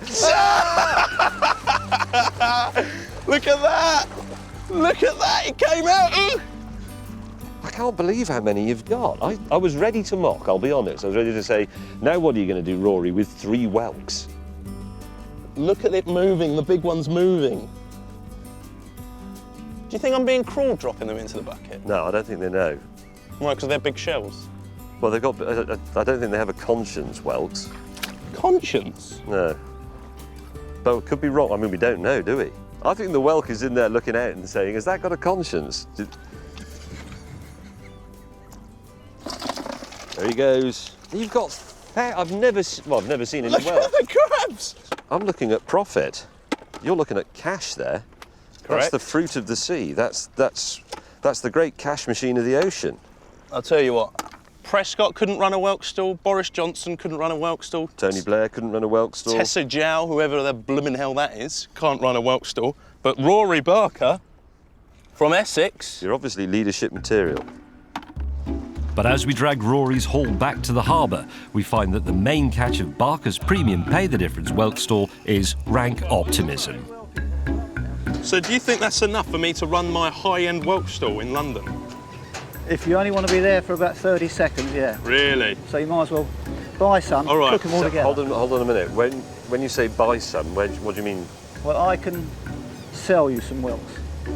Roger is proposing to sell you some more whelks for 20 quid, making your total expenditure £69.50.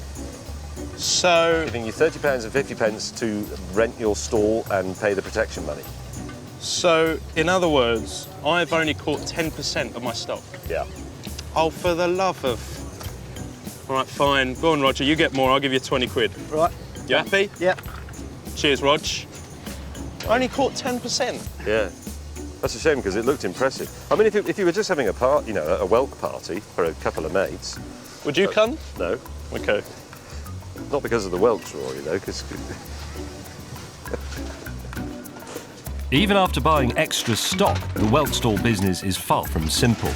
EU Regulation Article 3, number 850/98 states that any whelk smaller than 45 millimetres must be thrown back to avoid overfishing. Lovely. Now look, you hear a lot of tripe from the so-called business community about diversifications and portfolios and UK PLC and moving forward and all the rest of it, but that's not what it's about. It's about Rory Barker in rubber trousers sizing whelks. This is how the European economy will be rescued. You don't see the Minister for Trade and Industry doing this, so you have to ask, what do these people actually know? He's your man. That's where economic salvation lies. Rory Barker. You watch that boy.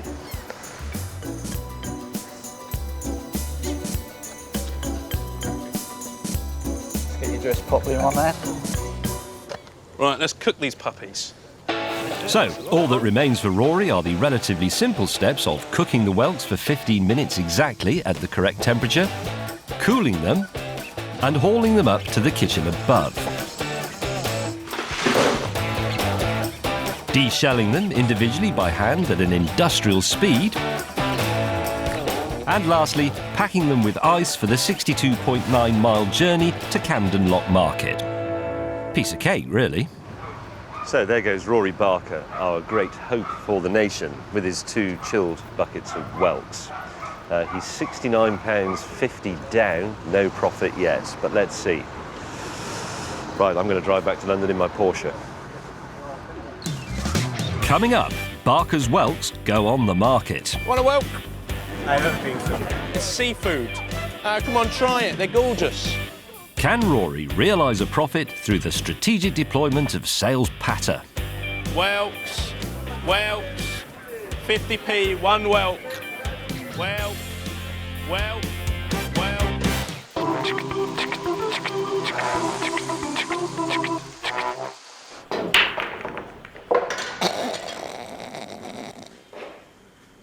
In the last series of Man Lab, Simi suddenly decided he wanted a game of pool. Now, we didn't have a pool table, but that wasn't a problem because we could make one, and here it is.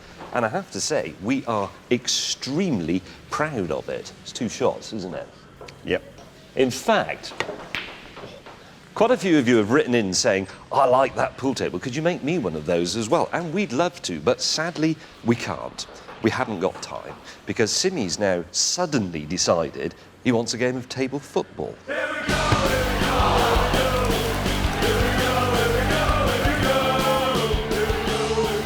Interestingly, or at least we think it's reasonably interesting, if you're going to design your own table football, you really have to start with the ball, because the ball dictates the size of the size of the players dictates the dimensions of the table, the height of the walls, the size of the goal, and so on. So here is our ball. It's a 30mm table football ball. Now, from that, we've worked out the height of the players, and rather than buy off-the-shelf ones, which you can do, but there's no skill in that, we're going to make our own. We're going to carve them, in fact, out of wood. Out of this piece of wood, it's a piece of cedar wood. 160mm is the height of my player. Now, somewhere within this block that I've marked out there lurks a rather elegant hand-carved table football player. In the mind of the woodcarver, the sculptor, probably not me to be honest, it's simply a matter of revealing it by taking away the stuff that's surrounding it. It's a bit like Schrodinger's table football player. You don't actually know if it's there until you look inside and see if it is there. Before carving out our philosophical centre forward, we drill the hole for the bar that will attach him shoulder height to the football table. Right. It's quite oily. Oh, it is. It's lovely and warm. You put your finger in there, it's a nice warm place to put your finger. You walk around with this on a winter's day, your finger would never be cold. The classic looking through the hole shot. Next up, a turn on my favourite tool in the workshop. If we had a football club, we would surely be called the ManLab Lathes. This is the wood-turning lathe, and I have made the vague profile of a striker for a table football game. There you can see the hole that we drilled in the square block earlier. Now, obviously, this is circular in section because it's been made on a lathe. But Simon here is our best woodcarver, and he is going to give it a soul. He's going to reveal this player's personality through the artistry of woodcarving, or at least give him a face. Yes. Yeah. Think you can do that okay? Yeah, yeah. Make him sort of look international.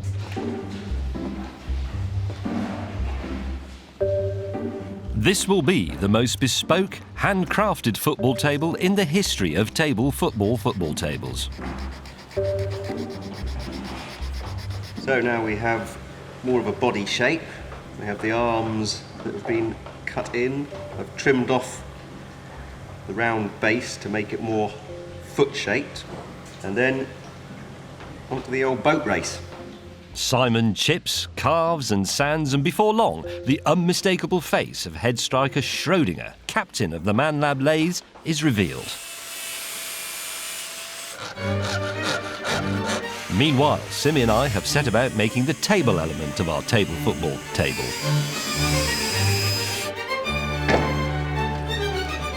One unique feature is the use of real AstroTurf, making the ManLab table football truly all-weather.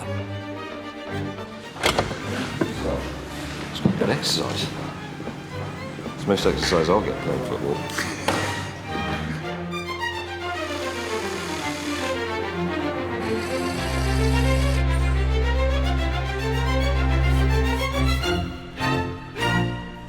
And there it is finished. And I'm very sorry, I forgot to mention earlier on that this is the ManLab limited edition penalty shootout table football. So there are only two players, the striker and the goalie. There are also refinements that you won't find on the table football table down at your pub. If you'd like to come and have a look at the striker, he pivots on a rod, as you'd expect.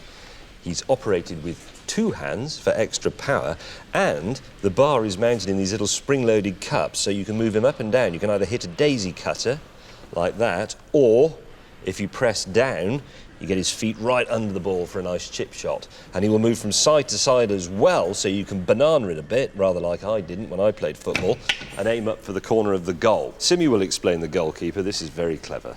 So the goalkeeper here has got a spherical bearing at the back, so he's got a bit of rotation. He can also go from side to side. He can dive right up into the corners, right down there. He's pretty much got the whole goal covered. The action is relayed live onto the big screen for the crowd to be able to see it clearly, and it's being recorded so we can watch particularly good goals or saves in slow motion. The beauty of this fully portable special edition table football is that you can relive the misery of an England penalty shootout in the comfort of your own home. And I know through bitter experience what it's like to miss life's one great penalty opportunity.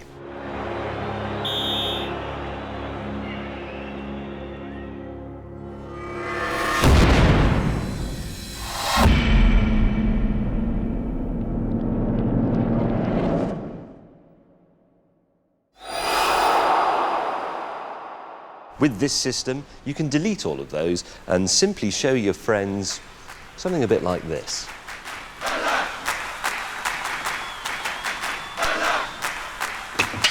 That was a corker. That was a good goal. Let's see that one again. Oh, sent you the wrong way. Do you want to swap ends? Come on then. Like the great icons of an earlier age, it was time for Simi and me to settle our differences like real men on the miniature field of honour. That hit me in the nuts. Seriously, you can play this all day. Well, I expect we will. In the defensive position in the box. Oh, the post! After a quick change of ends, it's clear from the score that I need to convert 4 out of 5 of my penalty kicks. Oh, flipping it. Saved.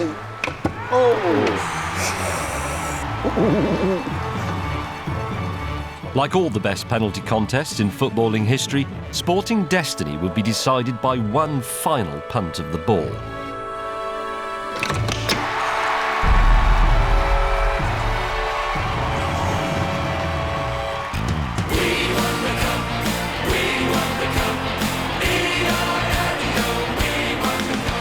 Redemption. I felt like Stuart Pearce in Euro 96. Also available in ManLab limited edition penalty shootout table football, personalise your players with numbered shirts and a range of fashion accessories so the players even look like you. That's me, by the way. And that's Simi. And go international with kits from Germany, England, France and Spain. Goal! Not available in any stores. Make your own.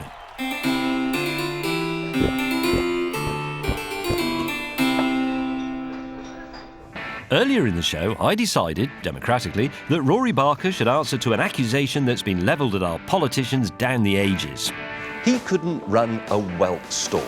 So far, from a £100 loan, Rory's spent £69.50 trapping, sorting, cooking and shelling his whelks before bringing them here to Camden Lock Market. It's a fry-up of international flavours. What chance for Rory's titbit? The reputation of the whelk is really founded in a time when the British had only a handful of things to eat, such as eels, spam, tripe, coal and the humble whelk. But of course today, multiculturalism has infused all of food. Food is where we are at our most cosmopolitan and international. Look at all these fantastic things, look at these colours. And this is normal, this is not dare food, it's not bravado, this is simply what people eat in the modern world. And there's our man Rory with a whelk. It's tough. 10 a.m. With a further £15 spent on stall hire, Rory now needs to use all his talent to make his shop front look as attractive as possible. What? You think I'm going to run out of space? What's wrong with that? That'll entice people. That's good. It's terrible. This chap, for example, says very low in fat and cholesterol, the leanest, meanest burger in town, best served medium rare. And you've said whelks. Yeah, but if I use too much paint, then I won't be able to put the can back on, take it back to the shop, claim the difference. You know, I'm trying to make money here. Now, all I need to do is find a place to put this up, right? Yeah. And then people will know that I'm selling whelks. Yeah. So they're going to come to buy whelks. Yeah, I admire your thinking. Rory was clearly onto an infallible marketing strategy, and his dragon-esque insight didn't stop there. Look at that. See the word only in there? Put the word only in, makes people think it could be more. Only £4. Look at this, I'm learning as I go. 3 ounces, £4. Only £4. Only. And I think you need a couple of display punnets to show what you're actually getting. Well, I thought I can offer people one. Here, try a whelk, darling. She tries one, then she's hooked for life. Yeah. Look at that, eh? Look at that. Tremendous. The whelks were stirring the public's curiosity. With customers already lining up, Rory might have this in the bag. It's a whelk. It's like a sea snail. Sir, can I'm Jake, one of the market managers. Can I see your hello, food hygiene certificate, please? My what? Food hygiene certificate? Do I need one of those? Yes. Oh, right, okay. Have you not got one? No. We're going to have to close and store them. Oh, come on. Sorry, no. People love the whelks. No, not without a food hygiene certificate. Oh, really? Sorry about that. Oh, right, okay, mate. Okay. Nice one. No whelks for now, people. It's closed. So Rory has to miss the morning crowd entirely, run back to the Man Lab offices and spend a further £15 passing an online food hygiene course. He's now managed to spend £99.50 out of his £100 loan and not yet have a single customer. Get your whelks! The poet William Wordsworth, 1770 to 1850, told us, "In business, it is not the crook who is to be feared, but the honest man who doesn't know what he's doing." Try whelk. Want a whelk? They're delicious. I don't think so. For some reason, after seeing Rory publicly reprimanded for health and safety failings, the punters don't seem quite so keen on the whelks anymore. You want to try a whelk? No, thanks. You sure? I don't like it. £3, £4 for 3 ounces. How about that? I'll weigh them out for you. No? It's a whelk. It's like a mussel or it's seafood. Come on, try it. They're gorgeous. You can have a look, but don't breathe on it. It's like a snail, man. Yeah, delicious snail. That's right. What do you think? 3 ounces, £4. I'll measure them up for you. What do you think? Outrageous. Get your whelks. How you done? I haven't sold any. Seriously? People like trying them for free. Really? They try one for free, and then they mutter something in a different language and walk off. Well, maybe you need to sort of tempt them in and don't offer them one immediately. Yeah. Get them interested. Well, what I have done, look, is I've been and found a load of amazing historical stuff about whelks, where the word comes from, what they actually are, left-handed and right-handed whelks. Famous people who ate whelks. It was, because I want to give you some other things to shout rather than just whelks. Right, yeah. Well, Elvis Presley's favourite seafood. What? Yeah, that's the sort. It's full of stuff like that. You just pick anything and you know, be like Speaker's Corner. Give a little soliloquy about the whelk and its greatness. Just get it out, refer to it, shout something. Elvis Presley's favourite seafood. Get your whelks. That's the king of rock, Elvis Presley. Get your whelks. Be like Elvis. Get your whelks. Elvis Presley's favourite seafood. What do you think? How much I have to give you? Sorry? Okay, just for try. 1 cup, £4. 1 try, free. Let me try first. That's how they all get me. What do you think? You're going to put down that melon you're drinking out of and get a few whelks down you instead? That's a coconut, Rory. It's quite nice, but... Yeah, it's quite nice, yeah? A cup for £4? Yeah! Amazingly, and even though it isn't actually true, the king of rock and roll has snagged Rory's first customer. Just one? Look at that. You happy with that? You have a nice day. Make sure £4 down, a mere £95.50 to break even. Yeah, first sell.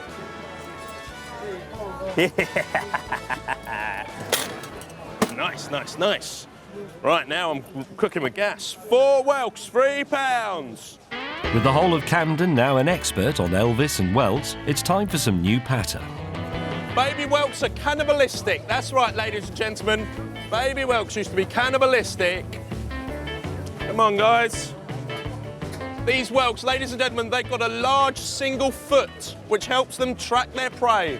A large single foot. And they get, I'll tell you what, you can eat that foot today. Whelk. Whelks can be ambidextrous. They're ambidextrous. They can use their left or right hands. Have a try of that. What do you think? No, my God. It's too nice. £3, £4 for 3 ounces. It's tricky because pounds are a weight of measurement as well. It's hard to remember. So, 3 hours of selling down, and Rory is not only still on £4 selling return, he also manages to give away half his stock in free samples. As the lunchtime crowds hit, it's time to try a drastic change of tack. You could sell whelks singly. I don't know, say one whelk for 50p, 3 ounces for £4. How many whelks do you get in 3 ounces? 1, 2, 3, 4, 5, 6, 7, 8. 8.50. Yeah, so 1 for 50p. Yeah, that 50p works. will do it, right. 50p for one whelk, an ambidextrous whelk, left or right-handed. I don't do free samples anymore, I'm no mug. You fancy a whelk? 50p for one whelk, I'm afraid. I'm no longer doing free samples. A bit of vinegar and pepper? A bit of vinegar, please. Bit of vinegar, no pepper? No. All right, lovely. There you go. Thank you very much. How about that, eh? You can get... That's superb. You want another one? Another one for 50p? Yeah, please.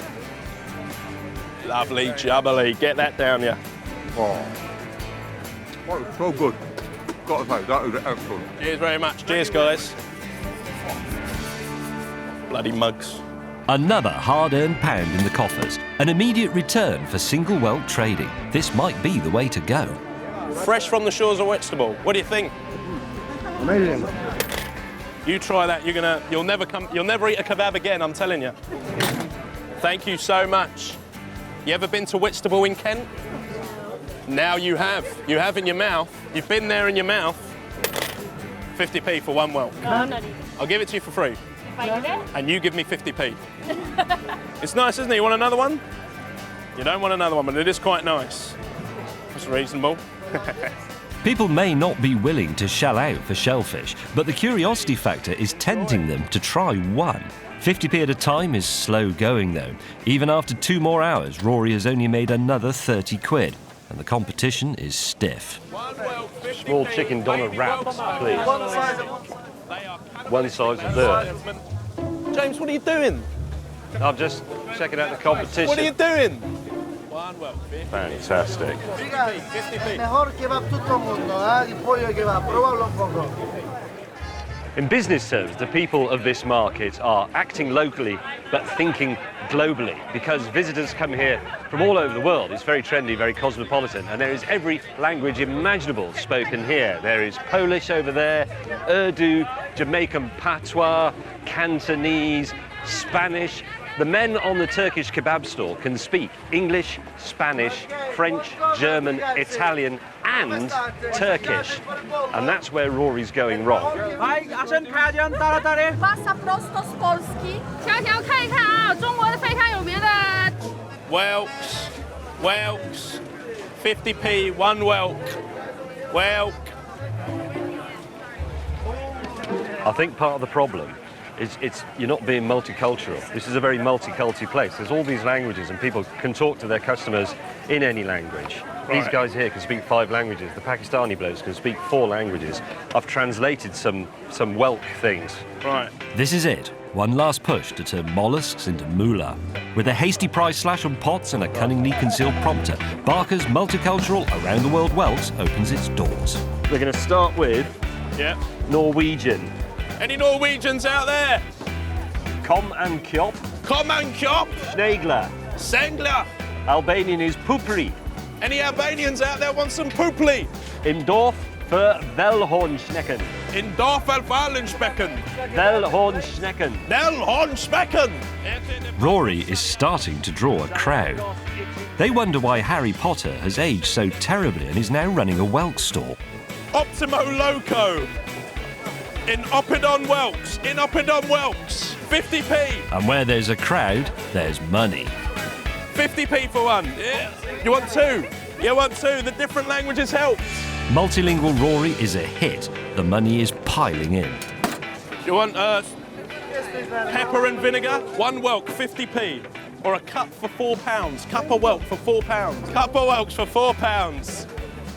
Cup of whelks, £4. Ignore him. Did it work? Ignore him and buy your whelks. In a show of defiance to obscure political insults everywhere, Rory's whelk stall money box was finally looking as healthy as his food hygiene certificate.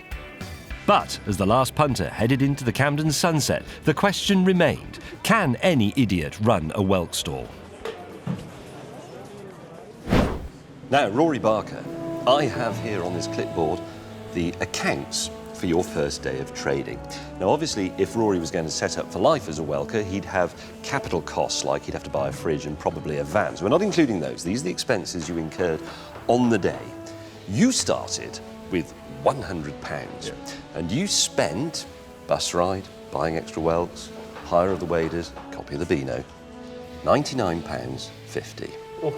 At the end of the day, in your cash tin, as you well know, you had takings of £91.50, meaning you have made a loss of £8 and therefore you cannot run a whelk store, you stupid boy. However, what I didn't tell you was that I nicked £10 from your tin to buy that rather excellent Turkish kebab, which I can recommend wholeheartedly. Which means overall, actually, Rory, you made a profit of £2, and therefore you can run a whelk store, and by extension, you are fit to run the country. The Right Honourable Rory Barker, MP.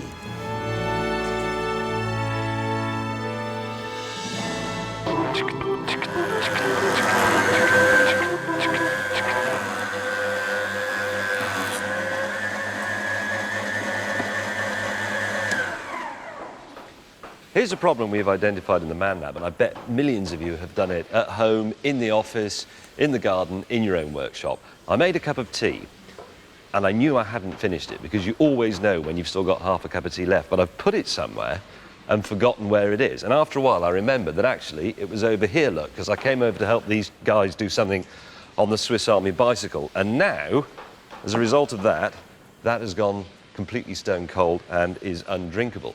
And this is an interesting point because the British government's waste watchdog reckons that about £110 million is wasted every year by people throwing away half-drunk cold cups of tea, and another £100 or so million is wasted making another cup of tea when you already had a perfectly good one. So, me and Simi have come up with what we think is a rather brilliant idea. It's a teacup that incorporates a temperature-sensitive alarm that will sound a piercing squeal when the tea falls below a given temperature, which we're going to work out, not only warning you to drink it, but also telling you where it is, because if it's over there and you've put it on a shelf like that while you're doing something, it'll go beep, and you think, tea, going cold, over there.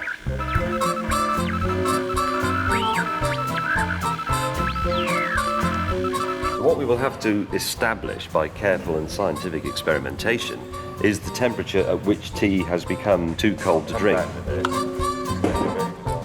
For the benefit of overseas viewers, you should know that any mention of tea in a British male laboratory instantly brews up a massive argument. The best way to make a cup of tea is to make it in the mug. Says who? She said.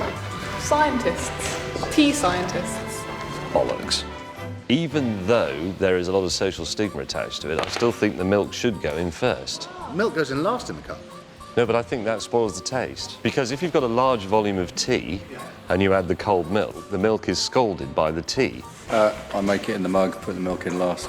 Yeah, that's my boy.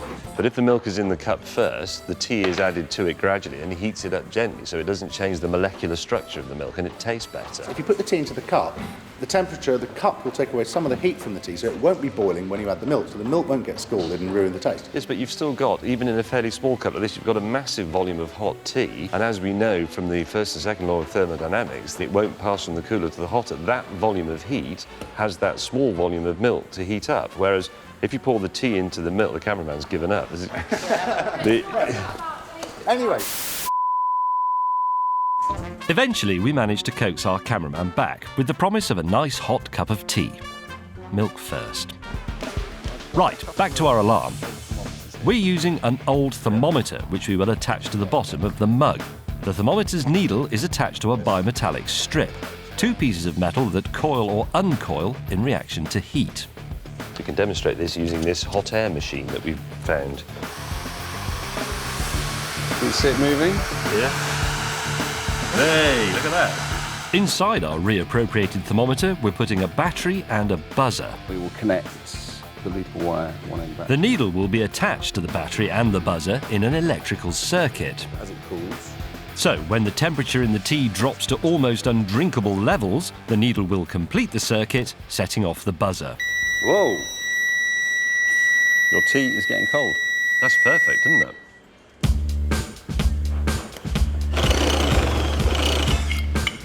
champion.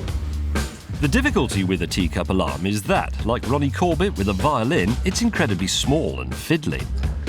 But as Charles Dickens, 1812 to 1870, said, "My dear, if you would give me a cup of tea, I should better understand your affairs."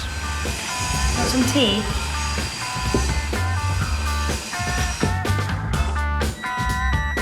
With final calibrations calibrated and wires wired, there's only one thing left to do. Right, now for the test. This is prototype number 1. It's being calibrated, 56, 57 degrees. I'm going to make a cup of tea in it by the builder's method, i.e. tea bag in the cup. Just boiled that. Lovely. And then I'm going to go back to my woodworking job that I was doing earlier. Simi is going to hide my cup of tea somewhere in the man lab, and I'll wait for it to warn me that it's not been drunk. You'll have to do the milk bit. And take the tea bag out. And take the tea bag out, yeah.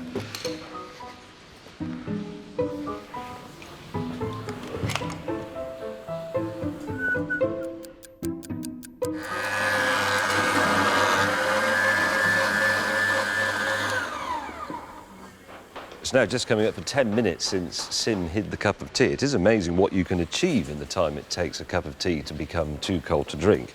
I've reduced most of this superb piece of wood to sawdust. Is it?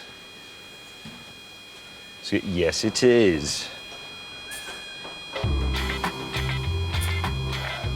See, I'd never have found that. That's it. Obviously, in the final version, we're going to have to incorporate a switch, because now it's going to buzz constantly, and it will buzz when we put the cup away in the cupboard as well. So we do need a switch in it, Simi. But other than that, what a brilliant idea. Perfectly drinkable. Life improved by Man Lab.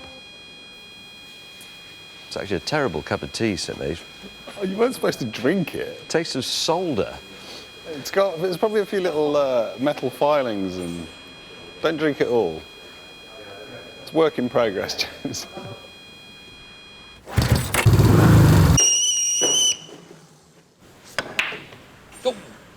Now, the other day we were standing around in the Man Lab when suddenly somebody said, "Why would anyone go to Skegness?" And to be honest, we couldn't think of a reason. So we decided to create one. Shot. You see, back in the good old days, Skegness was a bustling, prosperous seaside resort attracting millions of eager holidaymakers every year. But in today's recessionary times, the resort has had sand kicked in its face.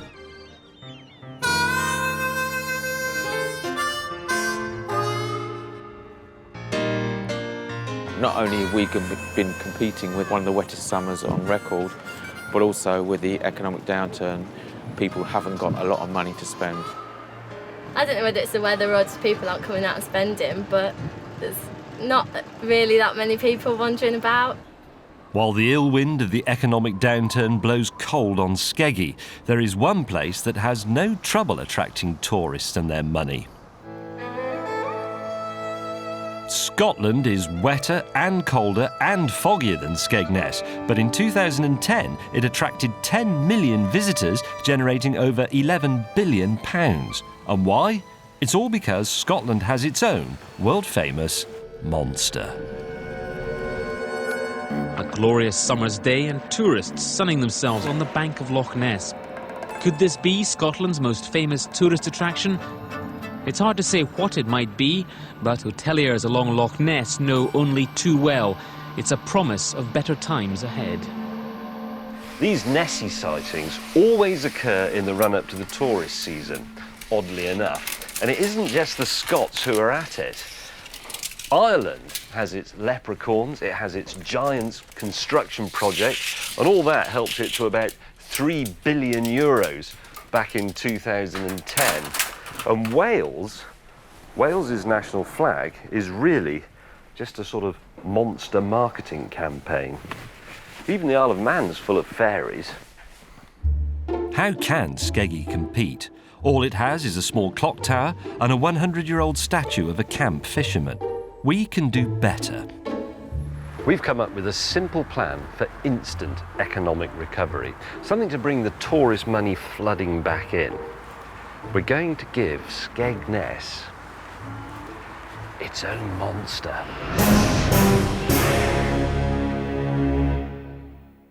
This is the most secretive project we've ever attempted on ManLab. If any word of our plan gets out to the public, everything could be ruined. The entire lab is on lockdown, with information strictly on a need-to-know basis. Dan thinks we're making this season's camouflaged boiler suit. We've told Rory we're making him a robot friend. It's up to Simi to create an instant legend out of the murky depths of his imagination. You want an ear? Simi's only remit is that the monster must look scary and must be able to move in the water. I'm going to put this on like so. And then I'll probably put another one going the other way, and that will give it a bit of rigidity. And finally, it takes shape. Here are the bare bones of a mythical sea creature. Except, of course, this isn't mythical, it's very much real. It looks prehistoric, it may indeed sound prehistoric, but it's made of mild steel. We've taken our inspiration from all the great hideous creatures of legend. We have the giraffe at the front end and the Mange 2 at the back. They are separate pieces, each steered by an underwater diverist using one of these, a DPV, a dive propulsion vehicle. They're in separate parts so that the two diverists controlling them can be close together to give the appearance of a small monster, or many, many yards apart to give the appearance of a very long, sinuous one. They will make it move at almost 4 kilometers an hour. And of course, it isn't finished yet. It is just a framework, but when it is, it will be covered in hideous, dripping scales and eyes that burn like hot coals, so that as it rises from the thunders of the upper deep, the people of Skegness will scurry in terror to their beach huts and small houses. And of course, they will also, therefore, end up at the top of the tourist league table. The frame is wrapped in a fine steel mesh, enclosing some state-of-the-art buoyancy devices to keep the monster upright in the water. The finishing touch is supplied by camouflage netting to give the impression of seaweedy mystery. Oh, that's lovely. That's a thing of beauty, isn't it? Under cover of darkness, the completed monster, or Susan to give it its code name, is smuggled into the top-secret ManLab Aquatic Testing Centre, where our dive team will put it through its paces. Just trying to imagine what it looks like on the surface. What I was aiming for was straight, down, up again. But while the divers get acquainted with Susan, our undercover team in Skegness have identified a major problem. To make our monster utterly convincing, she must appear out of the sea just once, and just long enough to get tongues wagging. But the beach at Skegness is so barren that any attempt to sneak Susan into the water here will be quickly spotted. The only way to pull this off is to approach Skegness from the sea.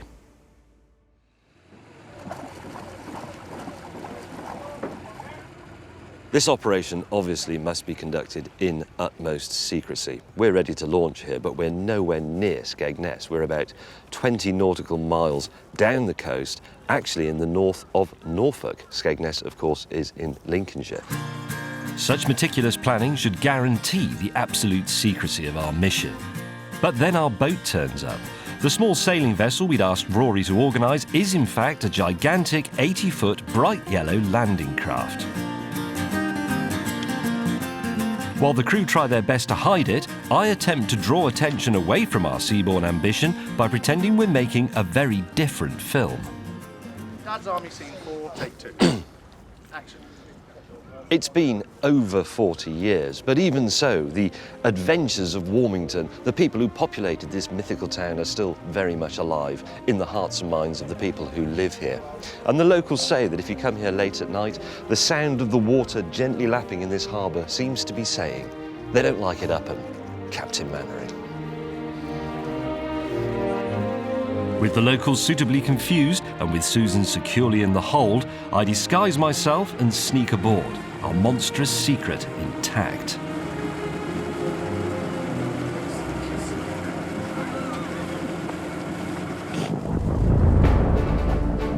But as soon as we leave our quiet mooring, our giant yellow landing craft looms into public view.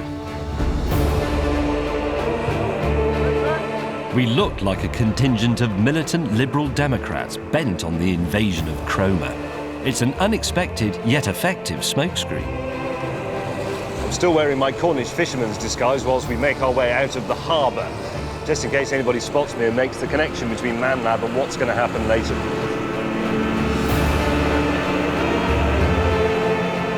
And what's going to happen later on. We can only drop our guard when we clear the headland and reach the open sea.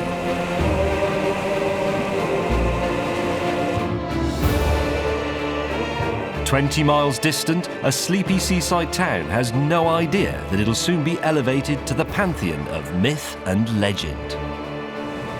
We're now in the middle of the Wash. This is the shadowy pools where crowns were hurled as armies fled, as W.B. Yeats put it. King John's jewels are down there somewhere. I think I can afford to take off the Cornish smuggler disguise. Our divers are almost ready. Susan is still under wraps there. Let's make a monster.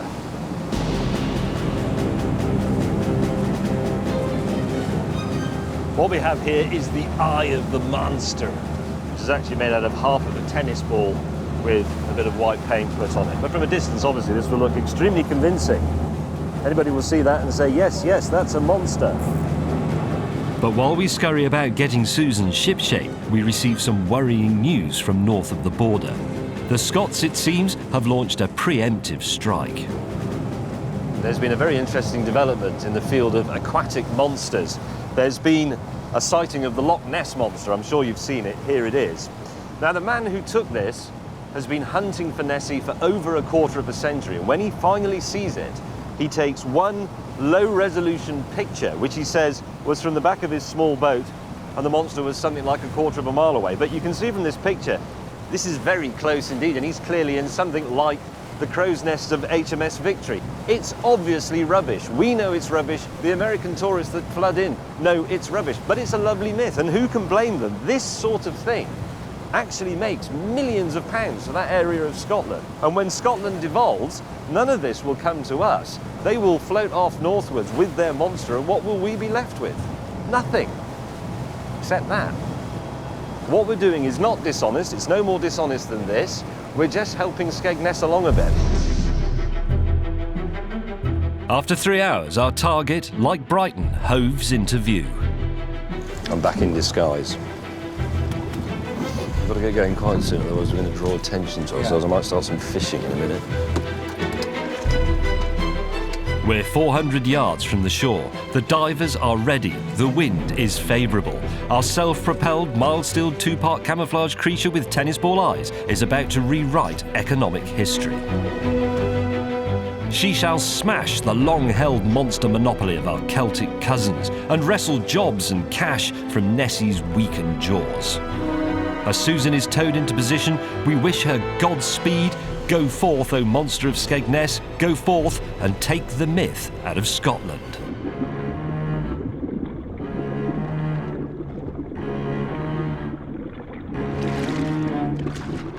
It's looking pretty inconspicuous at the moment. It's hard to see what's happening, but there's little evidence of panic on the beach.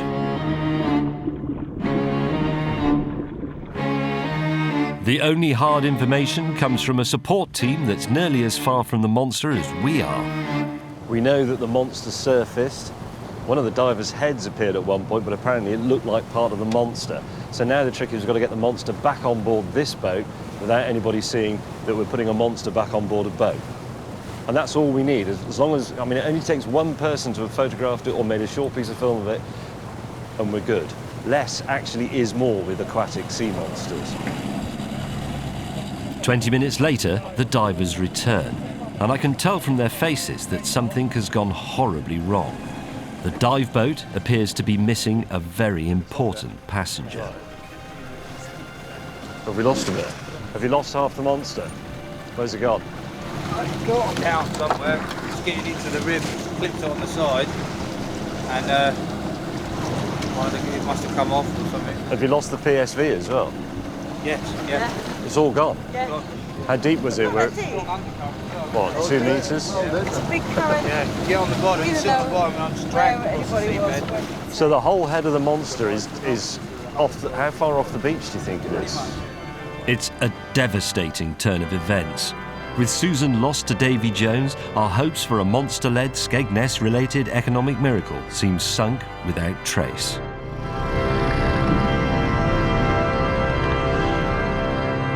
And that seemed to be the end of that, but actually it wasn't. You see, in a heartfelt tribute to our tragically lost monster, one of our beach crew decided to upload the only existing footage we had of Susan in action, shortly before her head fell off. The crew were unprepared, and as a result the footage was shaky, blurry and indistinct. In short, it was perfect.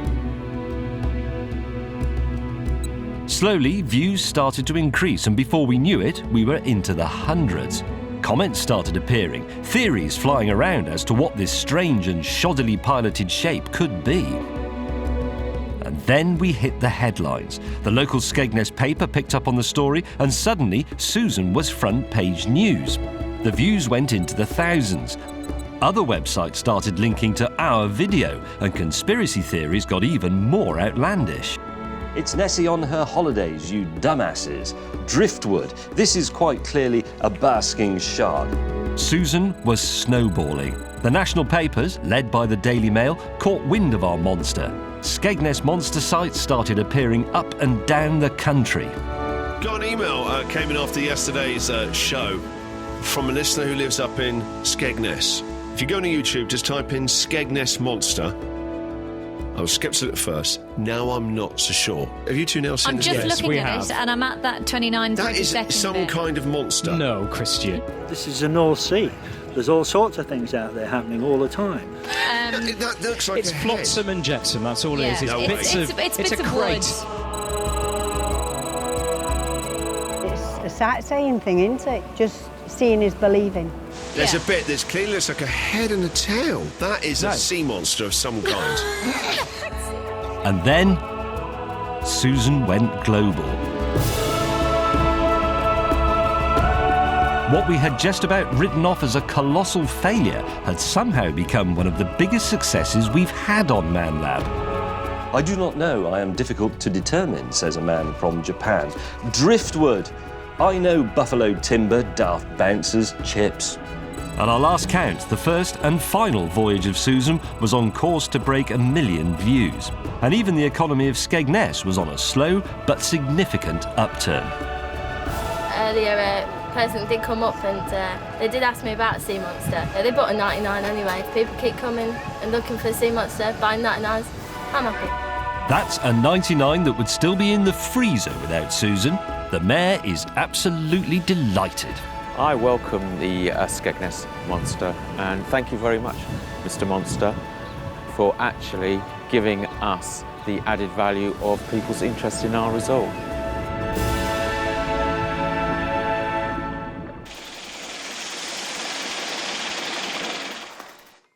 That was Man Lab. We hope you enjoyed watching it. And here to play us out for the final time this series, with theme from Man Lab, the King's Big Band. Thank you for watching, and goodbye.